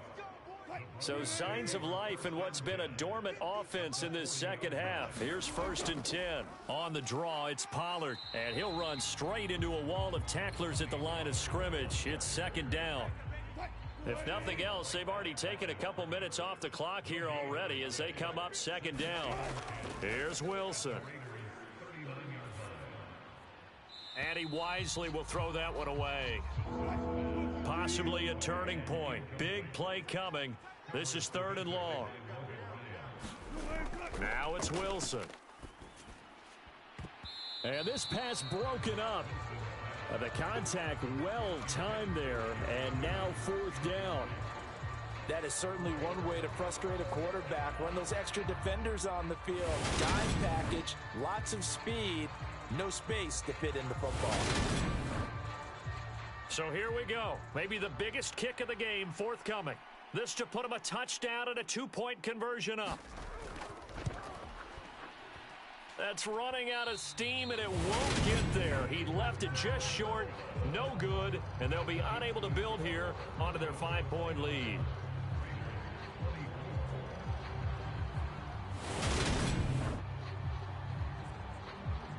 So out come the Raiders. All of a sudden, both sides of the football for them playing extremely well. That's how they're right back in this ball game. And I checked out our astrological charts before this game, you and me.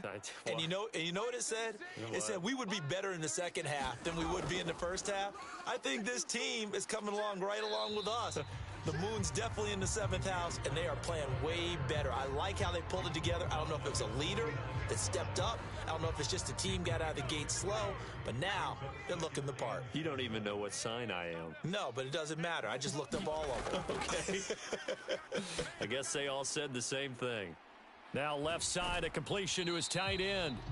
And the tackle going to be made at the 38. So here's a 1st and 10 at the 38. Justin Herbert looking to pass. It's a short one here, complete to his tight end. And they'll work this down inside the 30. Play action. It's Herbert. And it's intercepted at the goal line. Kyle Hamilton picks it. And the Broncos are going to get the football here at their own 23. Well, that puts a little bit of a wrinkle in their comeback bid. Yeah, everything had turned around for them, hadn't it? I mean, things were now going their way. But you did mention it's a wrinkle in their comeback bid. It's not the death knell for them by any stretch, but now they've got some extra work to do in order to climb all the way back. And the football going back over to the Denver Broncos. Another important 4th quarter series coming up. That last INT helping to maintain their slim advantage. So 1st and 10 here for Wilson and the Broncos. At their own 23. After the interception, here's Wilson. They'll drop this underneath to Pollard.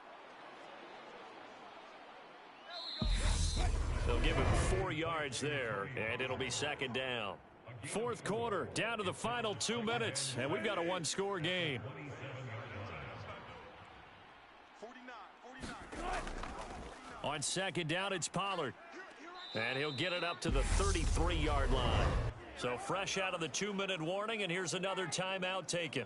with 1:55 remaining. And not totally home free yet, but it's looking good as they come up 1st and 10. Going to run again here with Pollard. Now the Raiders going to go ahead and use the second of their timeouts. That'll leave them with just one remaining in this 4th quarter of play. Another running situation on the doorstep as they come up 2nd and 10. They run straight ahead here with Pollard. And he'll get this up to about the 40. Now the defense will burn their 3rd and final timeout as they'll head to the sideline and talk over what to do next. Wilson to throw. Finding his big receiver, Patrick, over the middle. And he's going to have another first down as the tackle comes at the Raiders' 42. Give him 19 there as the drive marches forward. But they picked up a little bit of yardage there, and now, in this situation, should be in no hurry to run a play really fast. Let the clock wind down. So signs of life in what's been a dormant offense in this second half. Here's 1st and 10.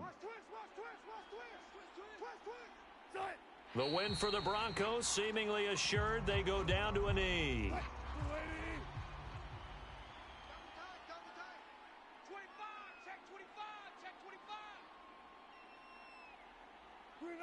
Down to a knee one more time, and that should just about do it.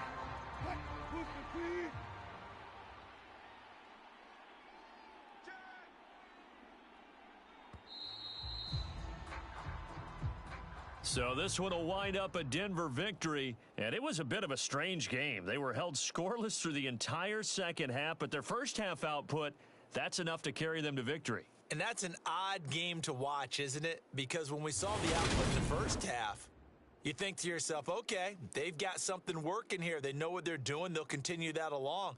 But instead, it's goose eggs in the second half. Fortunately, enough of a cushion and enough defense to carry them home. So for the Broncos, it's a big win here as they move to 11-4 now on the year. And they will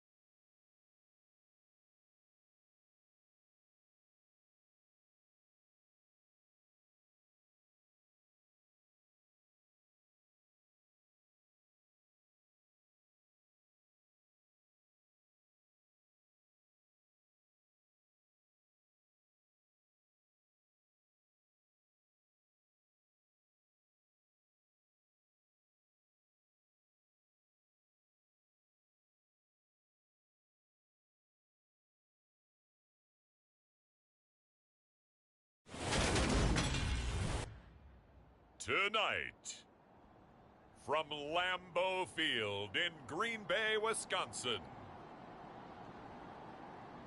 it's Week 16 of the NFL on EA Sports.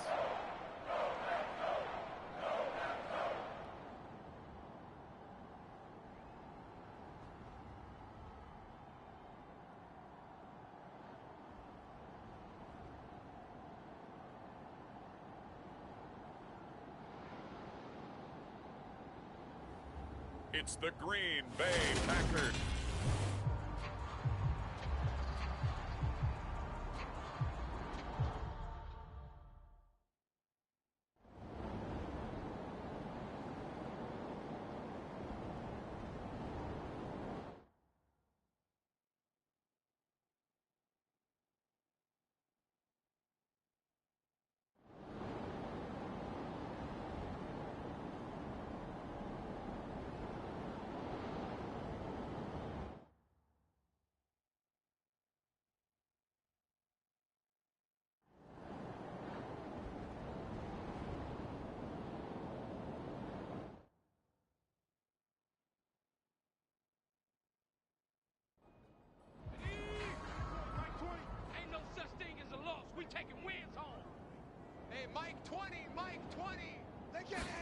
2nd and 4. This one swung out here to Jones. And he'll go backwards, losing yardage to the 5. They call it a loss of a yard there. And now we've got a 3rd and goal situation. Heck of a play there to get to him quickly and get him down for a loss. I think they did a really nice job getting ready for this game, scouting, watching film, and understanding defensively what the play design was. A lot of tired bodies on that field, but this is a big play, 3rd and goal. He'll drop to throw. And he's got it. It's caught for a Packers touchdown. Romeo Doubs with touchdown number 7 on the year.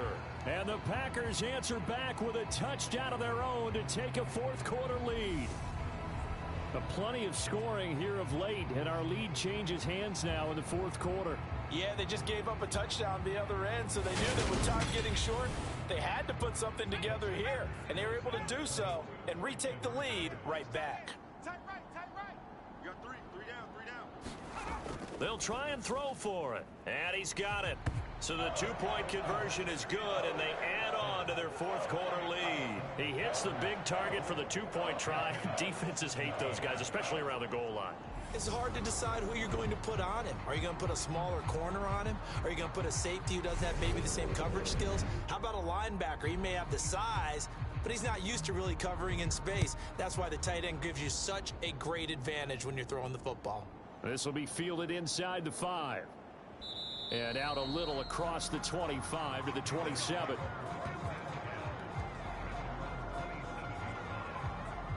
The Carolina offense making their way out. We take a look at the playoff picture in the NFC.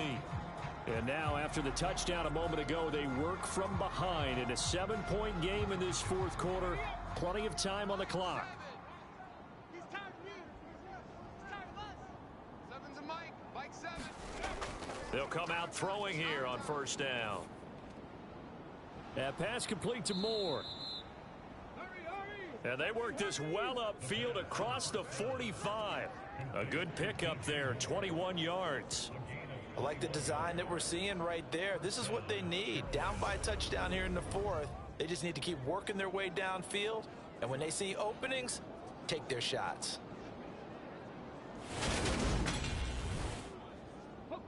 So one play, and they're already just shy of midfield. Mike 7.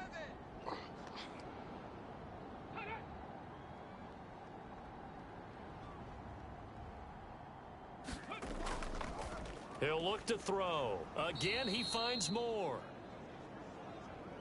And they'll get this down to around the 47-yard line. Right there, he rose to the occasion late in a close game. It's something he thought about, dreamed about, and worked on throughout his career. Because in these types of situations, he wasn't going to allow extra coverage to keep him from getting the football. Check 37. Check 2nd and 5. And that one off the mark behind him, incomplete. The offense on 3rd down tonight, they've struggled to the tune of 2 for 8 so far. This will be 3rd and 5. Throws right side, and that's complete. He'll get it inside the 20. A really good pickup of 28 yards. And this has been a nice answer to the touchdown drive against them a few minutes ago because they've come out and reestablished the tempo. A nice throw there, and they're putting together a very strong drive as a response.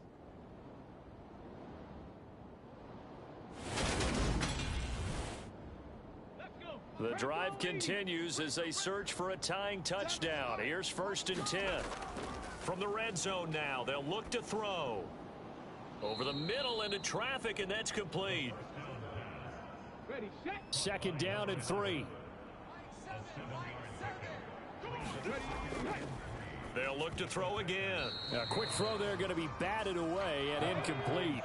7th play of the drive now as they come up on a 3rd and 3. Again, he'll drop to throw. And this is caught. He hits Moore. And the Panthers are going to have 1st and goal as they try to finish off this drive with 6 points. I don't care how many times we say it. I still get a kick out of watching quarterbacks and receivers do the pass tree in pregame warm-up. But I always remember that when we go to practices, We see that after practices as well. They really tune it up, don't they? They tune it up. They know why they do it for these situations. First down. And they build that trust, and that's why they're able to find him in this type of a situation. A looming decision to make on the conversion, down 7, but first things first, they need to score as they come up on 1st and goal. And he's brought down right at the 5-yard line. Give him 2 on the play. And the ball smack dab on the 5-yard line. Here's 2nd and goal. He's got it for a Panther touchdown. Terrace Marshall.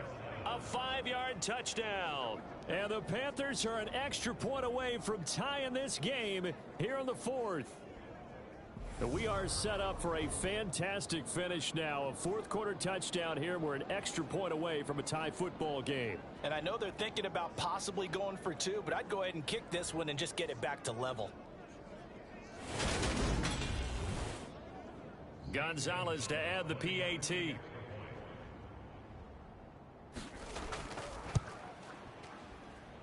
And we are tied here in the 4th quarter.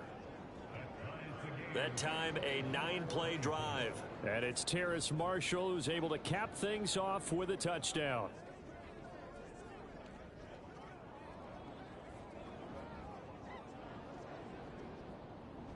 Nothing separating these two sides. 24 all our score as he sends this one away. This taken in at the goal line. And he won't quite make it to the 25.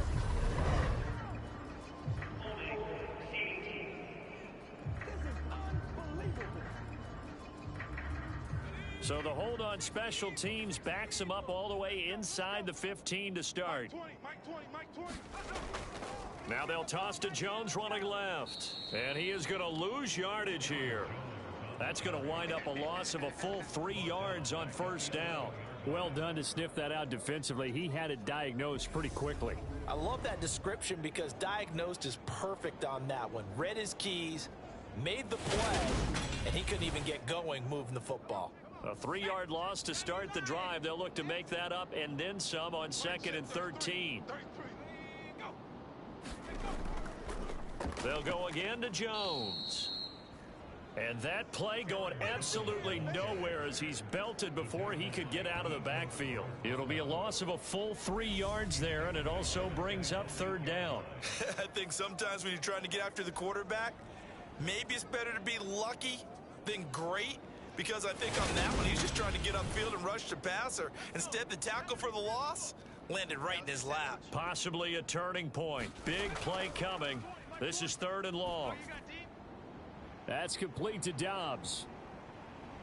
And way up past the 35 before he's taken down.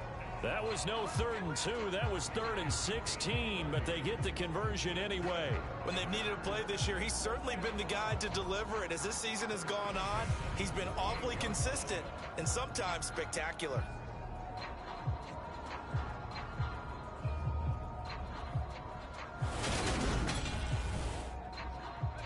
So that play much needed there as they're all the way up near the 40 for a 1st and 10. Back to throw. He completes it to Jones. And they're going to get this up to midfield. And partner, in a tie game in the 4th quarter, you and I both know in the NFL, that's when you lean on your stars, and he came through with a nice catch right there.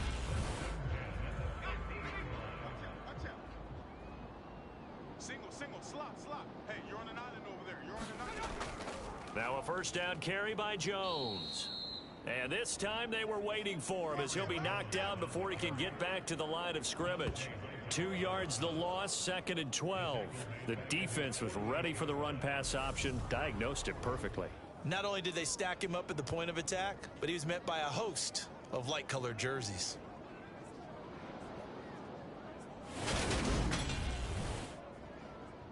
Now they contend with a 2nd and 12 after the loss. It's going to be a long day, offense. It's going to be a long day. Now back to throw. Throw over the middle, caught by DeGuara. And they're going to have another first down as the tackle's made at the Panthers' 32-yard line. With that catch, he goes over 100 yards receiving on the night. And with that last play, he's now up over that 300-yard mark. And in today's NFL, it almost feels routine. And I hate that when you're talking about a 300-yard passing game. To me, 300 yards still signifies excellence, and he's achieved that in this performance. They'll look to throw now on first down. He's got his receiver, Cooper. And he'll be taken down with a first down as they get about 14 out of that one, and we go to the 2-minute warning. So from inside the 20, here's 1st and 10 at the 18. They go back to the ground with Jones, and he'll go down here at the 12-yard line. Dante Hightower on the stop. I like the call there because that was one to take time off the clock and get them closer to getting out of here with a W. In the mind of the play caller, all you want to hear is tick, tick, tick. I can't believe they let you play. I can't believe they even let you play. Hey, Mike, 20, Mike. They'll go option to the short side, and they'll lose yardage here. They go backwards to the 13-yard line. Call that a loss of a yard, and things get a little more difficult here, 3rd and 5. Partner, you got about 20 coaches on your payroll, but there's 60,000 of them in the stands. I don't think any of them like that play. And the later we go, it's starting to sound like 100,000 in here.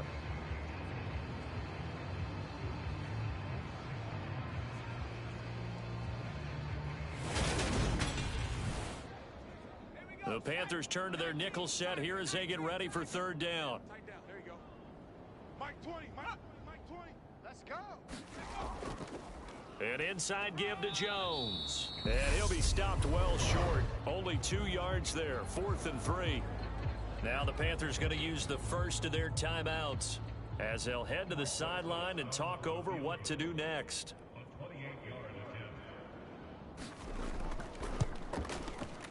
Rosa's kick is good. And with a little over a minute to play, they have taken the lead.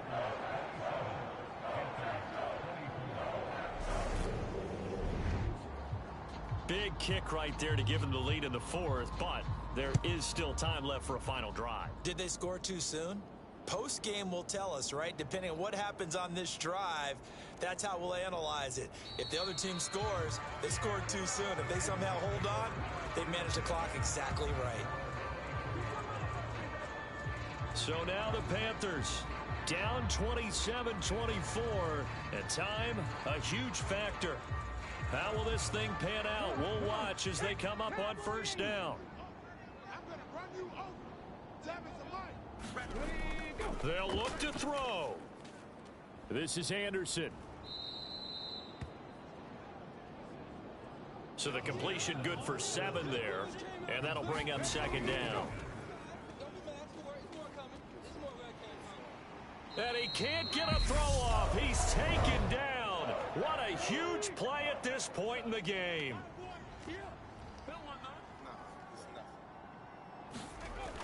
Back to throw. He'll get that underneath Etienne. And he is going to have a Panthers first down as they're able to get the 3rd down conversion. Back to throw. That one complete to Anderson. And this will be a first down as well, but the clock continues to move. And a timeout comes in. The whistles blow with 3 seconds remaining. 60 Bison, 60 Bison. Check. One final shot. They'll look to throw. Now a desperation throw deep downfield. And it's incomplete. So their final drive comes up empty. And with that, the ball game is over. What a game we were treated to in this one. And on that final play, they had a chance. They had the ball just beyond midfield for one final shot, but couldn't get it done, and they suffer the loss. Yeah, and you mentioned how they had a chance on that final play, and getting it to midfield gave them that opportunity, hoping they could find their way to the end zone and make that miracle happen. A really good ending to an entertaining contest, though. So for Green Bay, the win moves them to 8-7 now on the year. And they'll get another home date next week as the Raiders will come to town. Meanwhile, for the Panthers, They're guaranteed now a sub-500 season.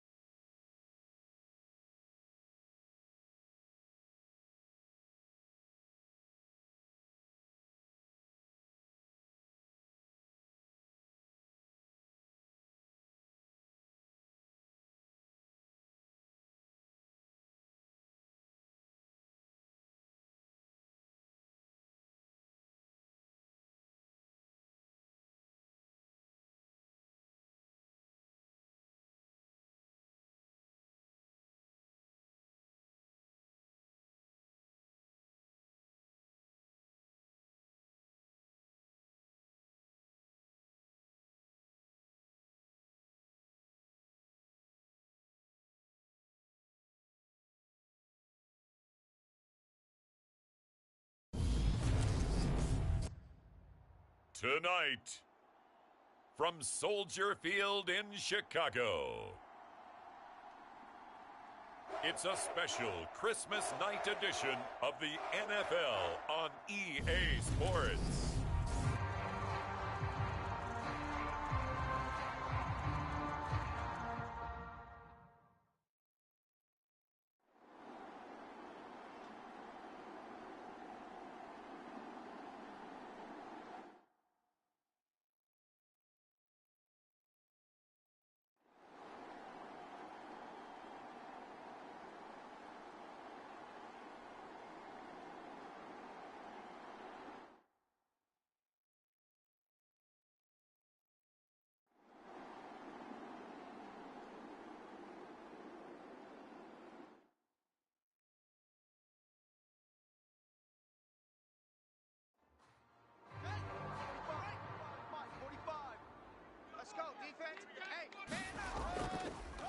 And they'll let the quarterback keep it here on 1st and 10. And he will lose yardage back to the 34-yard line.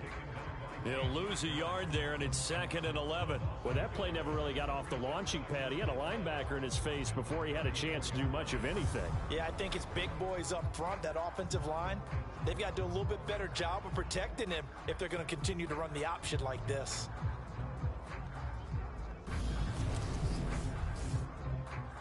Maybe just a slight detour on what's been a strong drive. Here's 2nd and 11. They'll pound it up the middle with Kamara. And he'll work his way inside the 30 now to the 28. From here, it would be a 45-yard field goal attempt, certainly in range, but they'll look for more yardage on 3rd down.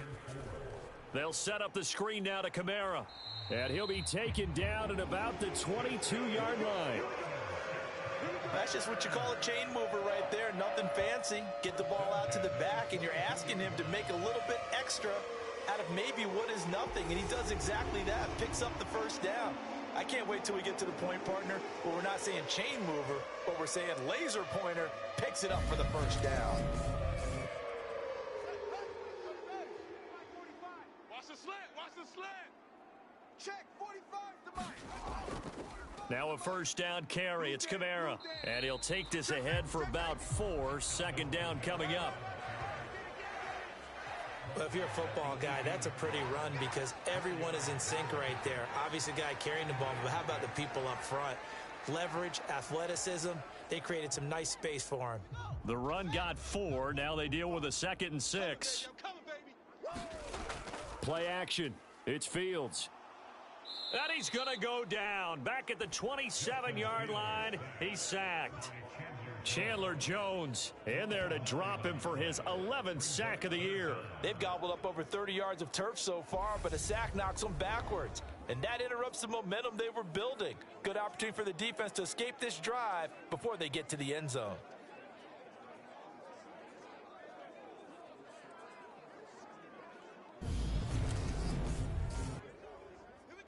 So now following the sack, Fields and the Bears looking at 3rd down and long. Now Fields. They'll get this out to Kamara. And he'll only get this to the 17, well shy of what he needed.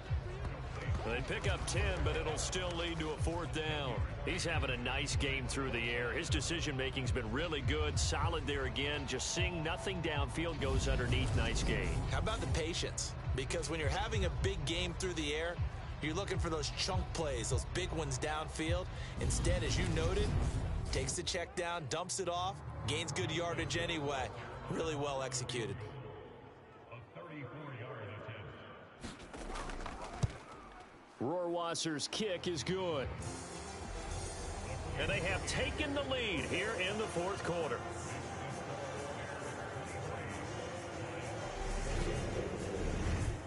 So the drive here ends with a field goal. It does give them the lead, but this one's still certainly a long ways from over. It definitely puts a lot of pressure on your defense to hold the lead, right? They're happy to have it and happy to be out there trying to do so. But I know as a former player, in the back of their mind, they're thinking, why don't you score the touchdown and seal this thing? The Lions offense heading out as we give you a look at the playoff race coming into the weekend in the NFC. And now they find themselves trailing following the field goal. Still a good amount of time in this 4th quarter, but this drive very well could determine the outcome of this ball game. On 1st down, Hurts. And this one will go to the 28-yard line. He'll get just a yard on the scramble. It's 2nd down. These two teams, you may remember, they met up at Soldier Field earlier this season with the Bears winning that one. So they're looking for the series sweep here in Chicago. 18 Cardinal. It's our time. It's our time. Hey, check Mike 39. To throw again on 2nd down. Hurts throwing over the middle, and it's incomplete. After an incomplete pass on 2nd down, that'll leave him trying to convert on 3rd and 9. Throwing is Hurts. And he will slide to a stop. He does have the 1st down. And give him 17 yards that time as that'll move the chains. If they get a game-changing score on this drive, it's going to be because of plays like that. That run was pure heart. Took it himself, found a way to reset the downs, and advance the ball. Ready. 70 Lions. On 1st and 10, it's Hurts. Trying to fight his tight end, Kelsey, and it's intercepted. Eddie Jackson picks it. And the Bears will take over possession here up at the 44. Well, it's a cold night, and whether you're a quarterback that wears a glove on his throwing hand or not, that ball is a rock, Brandon. You've got to really drive it through the cold and the wind, or it can take off on you. And that may have been what happened there. But now the Bears coming out as they get ready. They're holding on right now to that slim advantage in a one-score game. And you hear a lot about 2-minute offense and 4-minute offense. Obviously, the 4-minute offense applies here. How do they run that effectively? Yeah, really what the 4-minute offense is you're just trying to grind the clock. So you want consistent gains, steady gains. Doesn't have to be big plays, but it has to be plays that gets first downs and keeps the ball away from your opponent. But certainly throwing the ball is in the mix here. It certainly is. Just make sure that you're careful with it. And again, get those first downs, keep possession of the football. And he'll protect himself at the end here as he winds up getting pretty decent yardage. The improv act there, good for 9, and now they'll be looking at a 3rd and short, 3rd and 1. So they just need 1 yard here to pick up the first down. Here's Kamara trying to run for it. And he's going to have a first down as he's brought down at the 44-yard line. Give him 3 yards and a fresh set of downs. Well, they didn't accomplish their goal. They didn't get a stop there, gave up another first down. They have all 3 timeouts in their pocket. I think defensively, you got to start thinking about using them here. I was just going to ask you at what point you think now's the go time? I think now's the go time. I don't think you sit back and wait because they can take a lot of time off the clock between plays and run 3 to 4 and really put you in a stressful spot. Staying on the ground on first with Kamara. And he'll manage to pick up about 4. It's second down. Following the pickup of 4, here's 2nd and 6. A gain of 4. It's now 2nd and 6. Not today, baby. Off play action. Fields. That's going to be knocked away and incomplete. The first down line at the 34 here on 3rd down. Here's Fields. It's caught. Beckham. And it's going to be another first down as they'll get him to the ground at the Lions' 28. Give him 12 yards on that one. It earns him a fresh set of downs. All right, let's just go ahead and walk through this one pretty easily, right? Blast off the line of scrimmage, get downfield to a certain point, usually around 8 to 10 yards, turn around and make sure the quarterback sees your numbers and set yourself up for the pass. A well-executed curl route by Charles Davis. 3 points separating these two sides with 2 minutes left to go in the 4th. So the Bears with the football here as we welcome you back. They've got a 1st and 10 as they look to try and finish this one off. A busy night continues for Kamara. And I think this defense knew what was coming as he is smothered behind the line. 2nd and 12, and you'd have to assume another all-out effort to stop the run is coming. They run it again with Kamara. And he's going to get this one down to the 30. And whistles, and we're going to have another stoppage of play as they call the timeout on defense with 1:53 left. 9th play of the drive coming up, and certainly not an easy one on 3rd and long.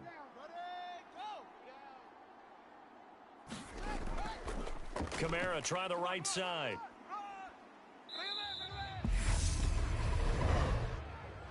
The Lions quickly now going to use the last of their timeouts as they'll head to the sideline and talk over what to do next. They snap it to Fields. Firing quickly here, and that's complete.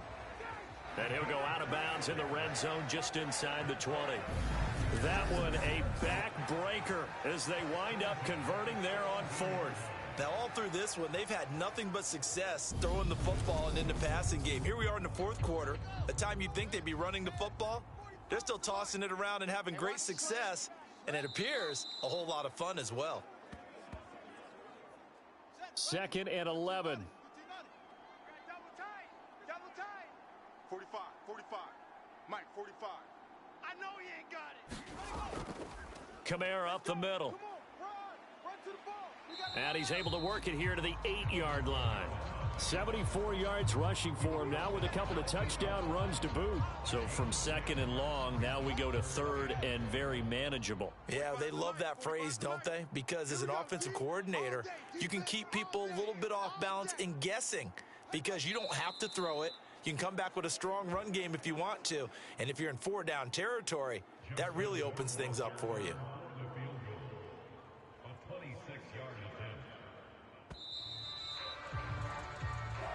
So this one in the win column for the Chicago Bears, and they were spurred on by a strong performance in that 4th quarter as they held their opponents off the scoreboard. Everyone wants to pitch a shutout for the entire game, but when you throw one in the 4th quarter, that tells everyone that you're getting stronger and dominance is starting to take over, right? The way that you close, the way that you finish, that gets preached to you from the time you're playing Little League football all the way up through, and they closed them